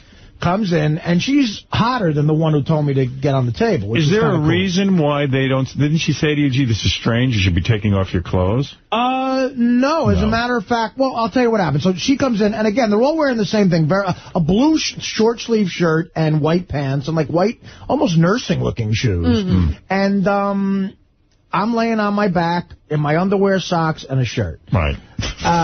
For a massage. For a massage. So she goes over to the CD player. Yeah. And she goes, music. And I go, yeah, whatever you got.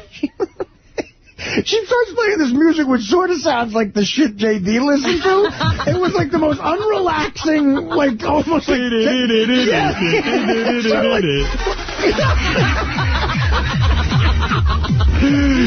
no. It was like, Jesus Christ, what is this? You know? They're supposed to put on like Yanni. And then she lowers the lights. And she made it really dark. And I said, look, I can't really see anything. I guess she was grossed out by me or something. No, but that's cool, because most guys don't want to be looked at like... But I had to tell her, please make the lights up more, because I couldn't really see anything. Because it could have been a man. Yeah, he didn't want her going through his pants pockets. I have a weird thing. Like, she was kind of attractive, and when I have sex, I hate having sex in the dark, although most girls like it dark. I like seeing the girl. Right, like, if I'm attracted to a girl, I like seeing her, you know. Like, right. So she was all right and kind of cute. I said, if I'm going to do this, I want to look at you. So I said, I said, could you make the lights higher? So she's like, all right, you know, she makes the lights higher. So now I'm on my back, and we go through the bullshit charade of her massaging my back through my shirt for like a minute. So she's like... Through his shirt. And she was awful at it. She's just like hitting my shoulders, like slapping them. She slapped me in the head. She like, you know, went down on my... she hates you. And at the dirty work time, the dirty work time, I was probably fatter than I am now. Me have to milk you. She's like, she would just... Meanwhile, did you remind her you only have 15 minutes? Yeah, get to it. She would hit the side of my belly and stuff. Right. Nice. And like make your stretch marks jiggle. A minute into that, I just took the initiative. I just turned over. I said, all right. I said, all right, you know, let's work on the front. Mm-hmm. That's what I said, and she goes, all right. Oh, you gross. This is great. She never told me her name. Not that I care, but it's like whatever. So Lillian. I want to be able to ask for you next time. What's your name, Lillian? No, Lillian. So she rolls up my shirt. Big mistake. And it's like, now I'm laying down. I can barely see her or my dick at this point. Right. And she's like, she massages my belly and stuff. And now she goes down. She starts doing my inner thigh. Oh, boy. And I had a couple of drinks before I went, so I'm like, fuck, I hope I could even get hard in this situation.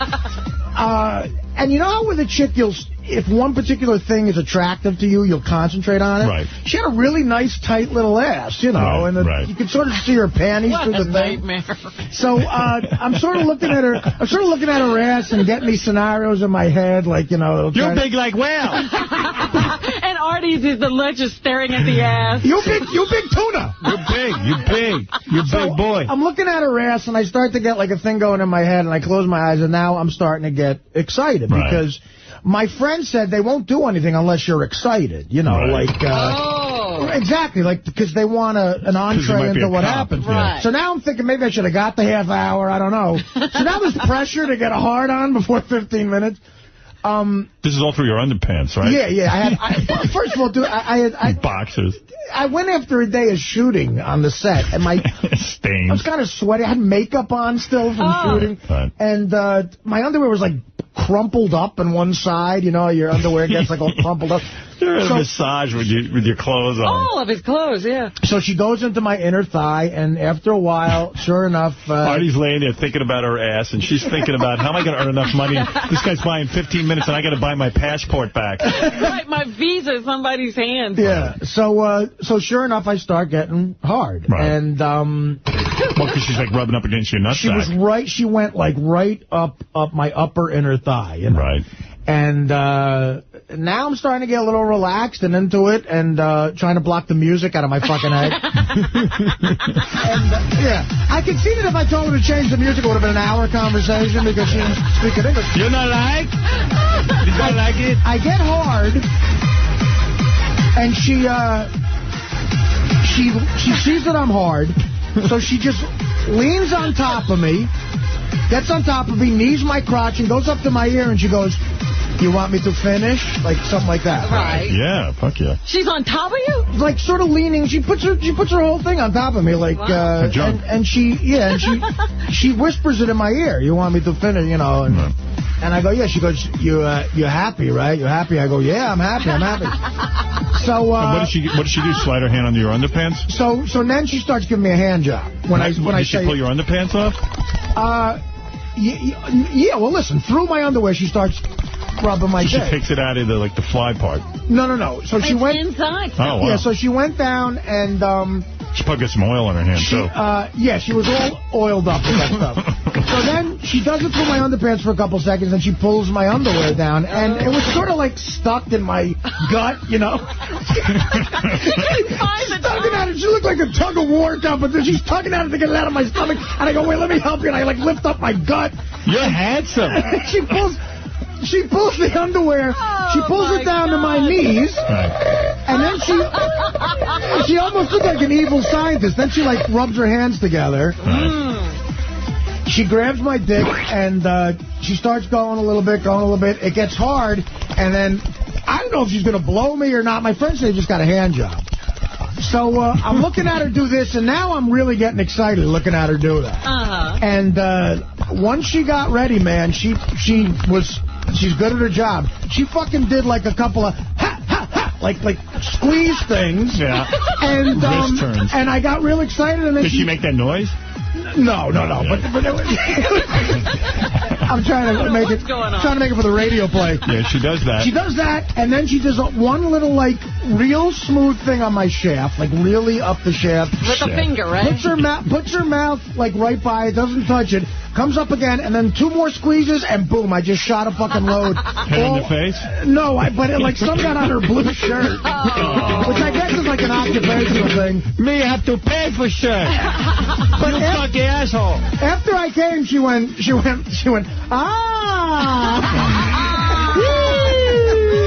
So, like New Year's Eve. So that, like, one part, obviously, when you come, felt good, but the whole experience to me was just not worth it. Did she walk out of the room after you jizz? Or well, it was, that happened, and she went, you know, you like? I go, yeah, I like, and she hands me a towel. I fucking wiped off my dick. Oh, like milking a cow. It's like so gross. I see her out of the corner of my eye. There's a sink. She goes over to the sink. She's wiping the cum off her You're shirt. big. You big lord. And I wipe off my dick like a real shitty job. I just fucking get my pants on as soon as I can. And then Big she goes, stain on your pants. And then she comes up to me and she's like rubbing my hand. She goes, "You like?" I go, "I like." And I go, I figure I got to tip her more. So I go into my pocket. I give her a 20. And I guess that was a big Same thing. thing you tipped the vending machine down. Exactly. Right. They both make me come. So I give her a 20. She's like, "Oh, thank you." Oh, thank you. And then I just put my jacket on and walk. Me don't realize you were rich. I got to show you a picture of what Artie looked like at the time. This is still from Dirty Work. Let me see. Oh, no. We're going to put that up on the that's web. when we're working construction, yeah. But Howard, you got to hear it. Shuli had an incident. He could tell it much quicker. Do it quick because I got to get out of here. But it's worth it. And we have a meeting. I went and to Robin's got to record. Right. I went to a massage parlor out in Vegas. Some buddies of mine. The first time we were going. Gee, a hot dude like you, I can't even imagine you. Yeah, I know. It's amazing. Too, huh? But we go for the happy ending thing, and I walk in right away. They ask for ID to make sure you're not a cop. Right. So you give them your ID. They send me to the back room. They go, "Your girl coming 1 minute." And I got this chick who looked like a middle linebacker for the Jets. Like this, I pictured this small, demure Asian girl. Big chick. Her name is Rose. She doesn't even have like an Asian name or anything. Rose. She lays me on my stomach. She starts massaging me. That feels good. Then all of a sudden... Are you naked at least? Yeah, I got a towel, like a towel. Right. And she goes, "I'm going to walk on your back." And I'm like, And then I thought, wait a minute, this is a big bitch. This might not work out too well. And there were plumbing pipes coming down through the ceiling. She's holding on to the plumbing pipe, and she's standing on my back, and she goes and stands on this side and cracks my rib as I'm laying there. You broke your rib? Yeah. And I, like, my legs kicked up. Like, I almost kicked her. Like, it was the sharpest pain I ever felt. Broke your rib? Yeah, and I'm like, yeah, that's good. All right, can we do the neck, maybe? And then she went back to the neck, and before the happy, I just got up, and I'm like, thank you, this is good. I couldn't even breathe. No, I couldn't even breathe. Yeah, it hurt so bad. I cracked the rib. I cracked the rib once playing football, and it fucking hurts. You man. sneeze, you cough. Yeah, no, that's a horrible story, and I'm sorry you brought it in here. Thank you. Thank you, Shuli. Shuli from the Howard 100 Right. News Department and every other show. So I hope you'll think about what these girls are going through before you do that. It really makes me feel bad. I couldn't imagine if someone really... sex slave. But if someone really is a slave nowadays, it's like, oh my God. That's happening all the time, yeah. Such evil God, people. you look good in this construction outfit. I got to say, that girl was one lucky masseuse. That's the cover. That's the inside cover of the Dirty Work DVD. Nice. Will live on forever. Anything else, Robin? Could be banned from the Underground Comedy Festival following his bizarre antics on Comedy Central's roast of William Shatner. According to one of the papers today, they say that he's been banned from next month's New York City Underground Comedy Festival following those antics. Yeah, why would you want to have anybody who had antics at the comedy Farrah festival? Fawcett, Carrie Fisher, and Patton Oswalt before groping and biting the hand of a Post reporter after the taping, and they're saying that the only way he could get back in is if he wears the Hannibal Lecter mask. All right. If he shows up. So Seems they're fair. a little bit upset with Andy's antics. He's getting a lot of press. We have incidents on planes. Again, once we have one of those situations where they break up a terrorist plot that had to do with airplanes, then anything you do on a plane can get you into trouble. So now some elderly woman, a 59-year-old American woman, got into trouble with, she had some kind of an altercation with one of the flight attendants. And they diverted the plane to Logan Airport. It was headed here to New York, landed, and the FBI agents came in and got her and took her away. They say it had nothing to do with terrorism, but they're not putting up with anything on these planes right now. So you better just shut up and take your trip. Some of the crabbiest people wind up being smartest after 60. Oh, see. A hunger for knowledge and adventure seems to sharpen the minds in early adulthood and middle age. But after age 60, it's not the most gung-ho, but the most disagreeable people who are the smartest, according to a psychological report. So just remember that. All those crabby people are going to be smarter than you. Me lift your belly. Get your underpants off. Lucky. She was fighting with my belly to get my underwear. Yes. You got to lift up belly. Jennifer Aniston wants you to know should that have fucking married that bitch. Is not engaged to Vince Vaughn. Yeah, who cares? I don't care about their relationship. I'd rather hear Paul talk about sports again. And I'm looking at Matt Lauer in the paper today. They have a little shot of him walking the beach in Southampton. I'm homoerotic, man. He looks good. He's hot. You don't have to lift his belly. Me not lift Matt Lauer belly. Okay, fuck you. I'm not as hot as Matt Lauer. Me tip you. I need to bring other girl in to lift belly. Well, I jerk you up. Take it, Artie. Hey, you're the star of Dirty Work. That's from the cult classic Dirty Work. Yeah, you look good. That's a funny scene, I guarantee it. Yeah, you bet. Can't go wrong with that. I wonder why Don Rickles called me a baby gorilla. You know what? That's exactly what I look like. I never saw the picture. Oh, my goodness. Leave it to the brilliant Don Rickles to hit it on the head. Yeah. You're probably at the time like, hey, what does he mean by that? What's he talking about? You had to see Norm every time he insulted me laughing. Like the cameras are rolling. Rickles go, look at you baby gorilla. And Norm's like, what else is in the news? Did you see the story in the paper about the Mexican dudes, the fishermen? 3 fishermen were lost at sea for 9 months in a little fiberglass boat. They ran out of gas. They were probably married. And they were out there just floating around. They said they never lost hope because they kept seeing boats, but nobody came to rescue them for all that time. They thought they were only out there for 3 months. But turns out it was 9 months. They left on this fishing trip last November. They stayed alive by eating any bird that landed on the boat. Oh. Whether, it was just, they just killed it raw and they ate it. They said that the fishermen were a little skinny and very hungry, but they seemed to be okay. The company that they belonged to said there were 5 guys in the boat when it first went out, and some speculate that 2 of the men just jumped off immediately after they got blown off course. You look like you eat every bird on planet. You haven't been lost in a fishing boat. You're so tiny. We always talk about the guy who stands with Tiger Woods, the caddy who works with him. Well, that guy makes a very good living. I told you. $5 million, right? They say he makes 5 to 10% of whatever Tiger makes, when he wins those tournaments. It's a lot of scratch. Tiger has earned about $10 million this year, so that means he's made $500,000 to $1 million so far this year alone. And now he's got an endorsement from Valvoline, so he will be getting additional money for standing there. Not a bad deal. Valvoline has gotten an endorsement deal going with him, so he'll be wearing their logo. Yeah, think about it. He's got a job where he stands next to a guy who's on national TV for all hours. The time, yeah. That's fucking good for him. $20. All right, you're a little too happy with this story. I know. I usually get into trouble with people when I talk about the dead and what goes on with people and their grieving and so forth. But a guy just got $1 million from a hospital because they didn't take care of his mom's body. Right. That seems a little high to me. $1 million?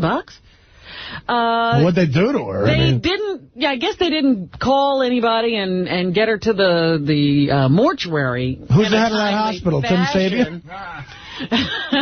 And so his mother's body started to decompose, and they couldn't have an open casket. And so he was awarded $1 million because wow.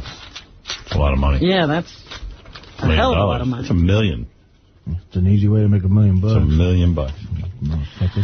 And I don't know why they're putting this in the paper like it's odd, but the wife of the jailed ex-Tyco boss, 𝗫𝗫𝗿𝗍𝗄, has filed for divorce. Oh, of course. What's she going to do? She's going to be with him. What, she's going to hang around now that his money and his fame and power are gone?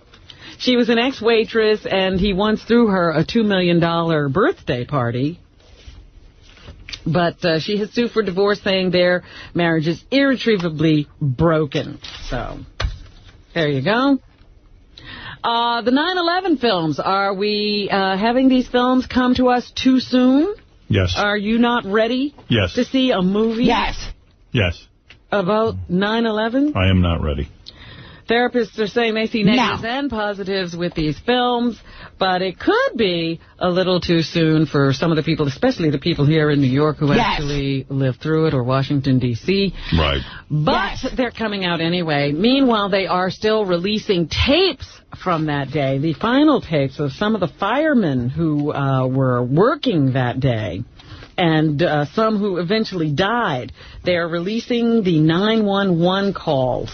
So we have Melissa Dow frantically telling the 911 dispatcher there's a lot of smoke on the 83rd floor. What page is that? That is 2-4. Holy Mary, Mother of God. 8695, good morning, have a good day. Hi, what's your number again, please? 8695. Oh my God, I'm on the 83rd floor. 86 what? I'm on the 83rd floor. Now tell me 86 what? 8695. 8695? She at the World Trade Center. Someone having difficulty breathing on the 83rd floor. Okay, ma'am, how you doing? Are they going to be able to get somebody up here? Of course, ma'am. We're coming up for you. Well, there's no one here yet, and the floor is completely engulfed. We're on the floor, and we can't breathe. Okay. And it's very, very, very hot. Are the lights still on? The lights are on, but it's very hot. Ma'am. Very hot. We're all the way on the other side of Liberty, and it's very, very hot. Are your lights, you can turn the lights off? No, the lights are off. Okay, good. Now, everybody stay calm. You're doing a good job. Please. Ma'am, listen. The ambulance, everybody's coming. Everybody knows. Everybody knows what happened, okay? Sure. But no, they have to take time to come up here. You know that. You got to be very careful. It's very hot. I understand. You got to be very, very careful how they approach you, okay? All right? So when they come upstairs, it won't be worse than it is. Now, you stay calm. So how many people where you're at right now? There's like 5 people here with me. All up from the 83rd floor? 83rd floor. With 5 people. 5 patients. Everybody's having trouble breathing? Everybody's having trouble breathing. Some people are worse. And some people unconscious. Everybody's awake? So far, yes. But it's listen. Everybody's awake? Yes, so far. Conscious. And it's very... I got to tell you, I'm having a hard time with this. Yeah. It makes me so fucking angry. Me too.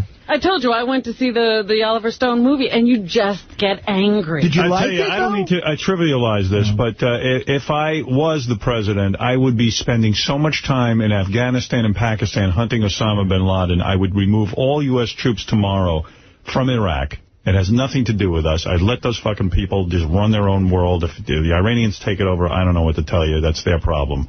And you know what? Let's go get Osama bin Laden. First things first. Let's get the guy who did this. This is fucking outrageous. It's obvious Pakistan is a haven for these guys. I can't listen to this anymore. And we call Pakistan a friend. Well, the guy who runs Pakistan is between a rock and a hard place. You know, he runs just as much a chance of being taken out of the government by these Taliban types and maniac terrorists. So he's trying to show that he can keep the Americans out and at the same time help us. It's a mess. But believe me, President Stern would be on the scene with the U.S. military going after Osama bin Laden. I'd bring home everyone from Iraq, put them on the borders of this country. You would see a complete tightening of security. I would be some president.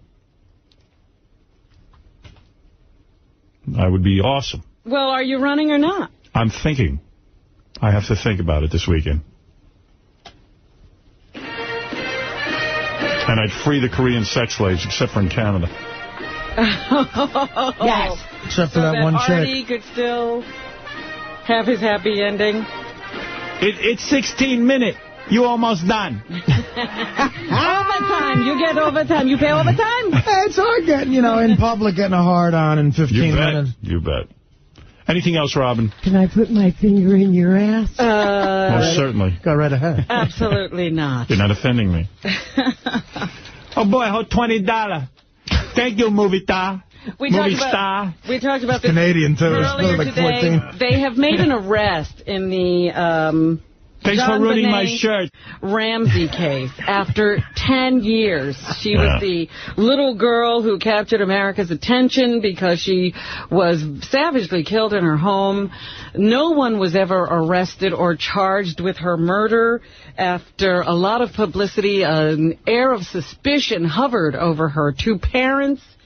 Her mother died this past year and was never completely cleared in the case. And now they have arrested a man in Thailand who will be extradited back to the United States. They say this guy had been a teacher for a while in Northern California and lost his job because of child pornography. His brother, however, says that the reason his brother came under suspicion was because of a book and research he was doing. He's doing a book on men who commit crimes against children. All right. That's what his brother says he was up to. And that's why he may look suspicious to the government. But the man is being extradited back to the United States and apparently may stand trial for the death of JonBenet Ramsey. I still think the father did it. No. Stop that. I'm not backtracking. You're the only one You're now. sticking with that story. Stay in Iraq. Yeah, I feel bad because I thought that the Ramseys did it all this time. Yeah, I feel bad, too. I think everybody did. Well, they sort of led us to believe that. Right. And remember, there were no footprints in the snow? Oh, yeah. You watch the A&E 2-hour documentary. Right. At the end of that, you're like, arrest those two parents right now. Right. Yeah. Not JonBenet, but Britney Spears says that her current pregnancy was not planned.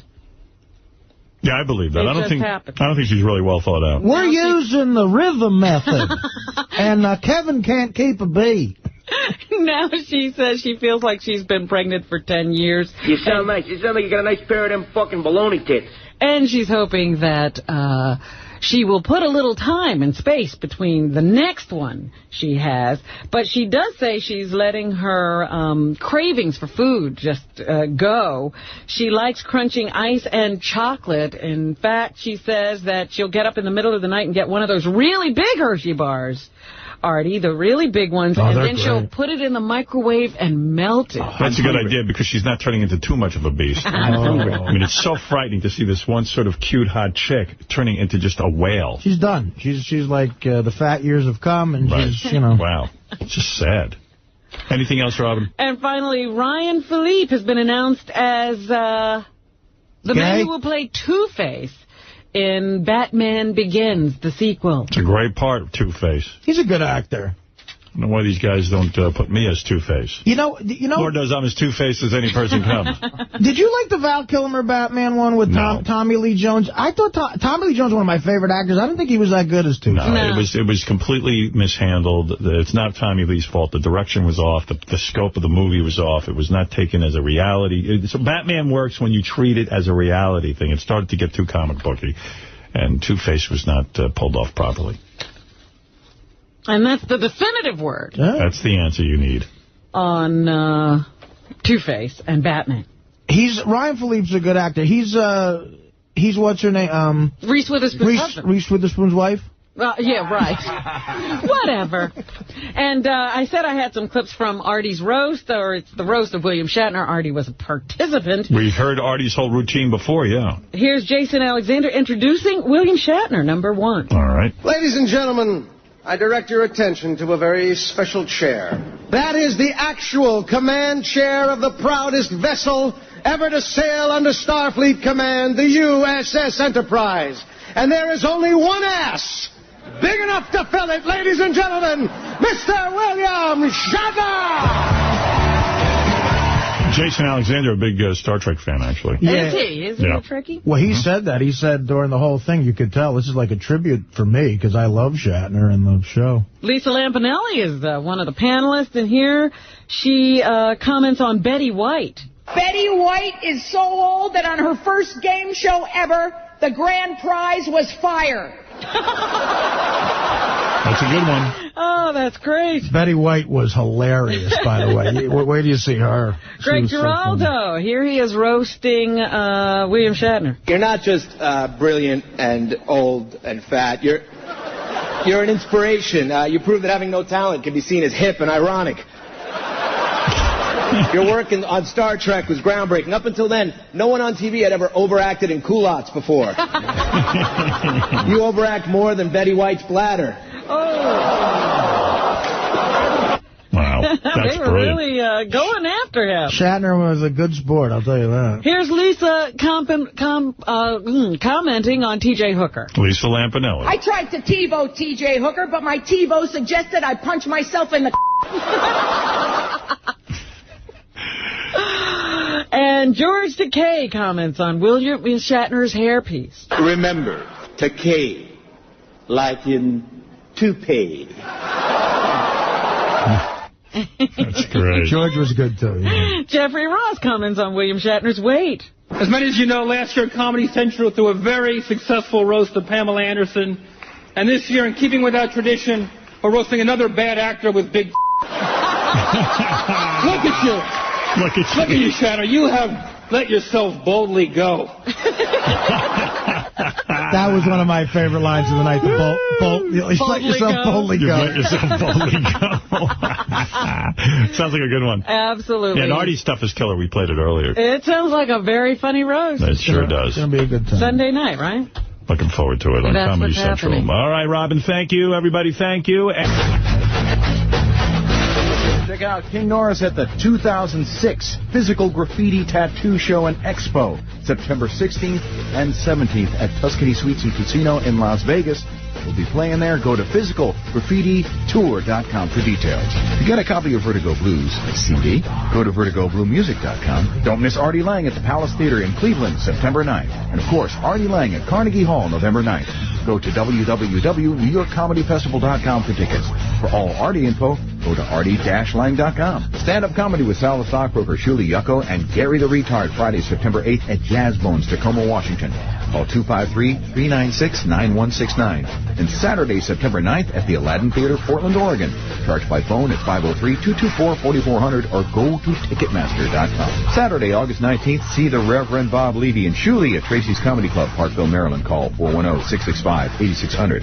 And September 1st, 2nd, and 3rd, see Bob with Sal the Stockbroker and Shuli in McGuire's Comedy Club. Call 631-467-5413. To book Benji and his naked lesbian bachelor party strippers and to see their new, dirty, interactive website, go to dialadancer.com or call 1-800-414-7808.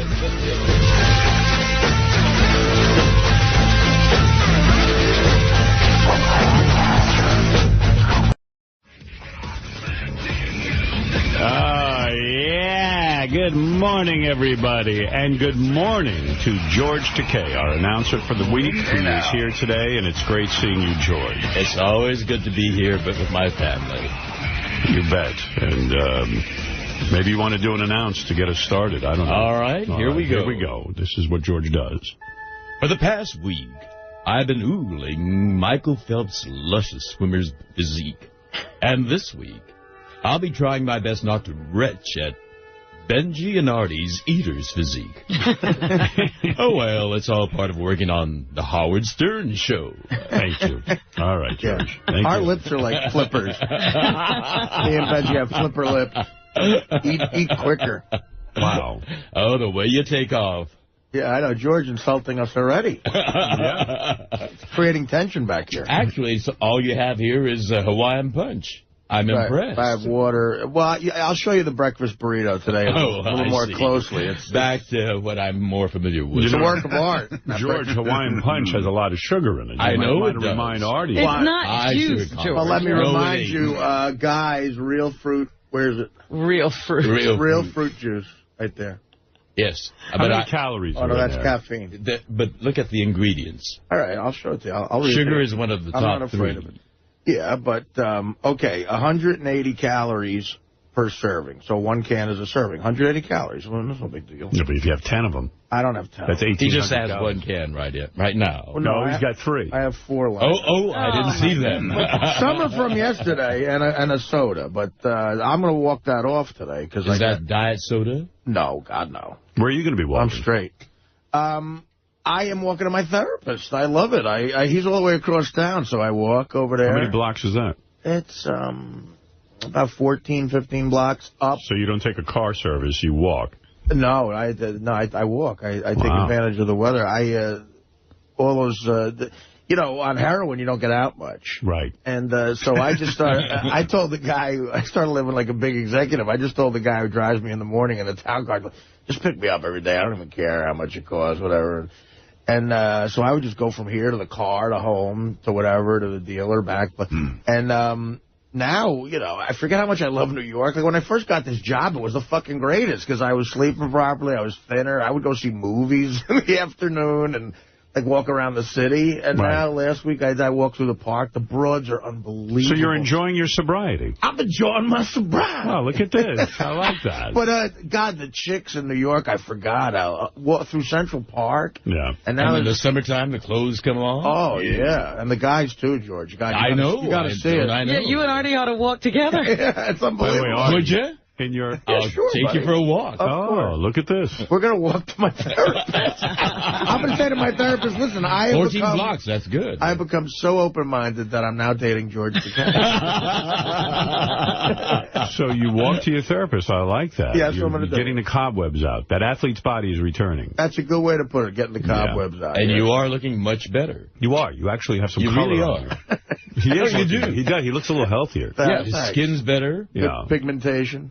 Yeah, you almost look like you're alive. I was looking at a couple of the, I think either today or tomorrow, they're going to send over the book, like your intro all mocked up for you to take a look at, just so your vision is right. And they didn't change anything, obviously, but you're going to see it all with the pictures. And some of the pictures that Howard chose, the captions he writes are really funny, but in a couple I do look dead. One in particular, the one where I have the winter, like, skull cap on, sleeping in the green room. I'm just asleep, like, and like, the serious ideas hanging out of my pocket. Looks like one of those, like, you know, in China at the opium dens, they used to... Guys on those wooden beds. Yeah, but they were emaciated. Yeah. He's far, far from an opium smoker. He's like if Buddha was an opium smoker. And Howard's caption is something like,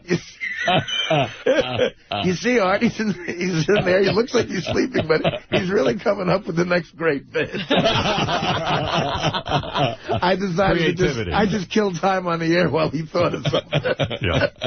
By the way, a can of Hawaiian Punch. Yeah.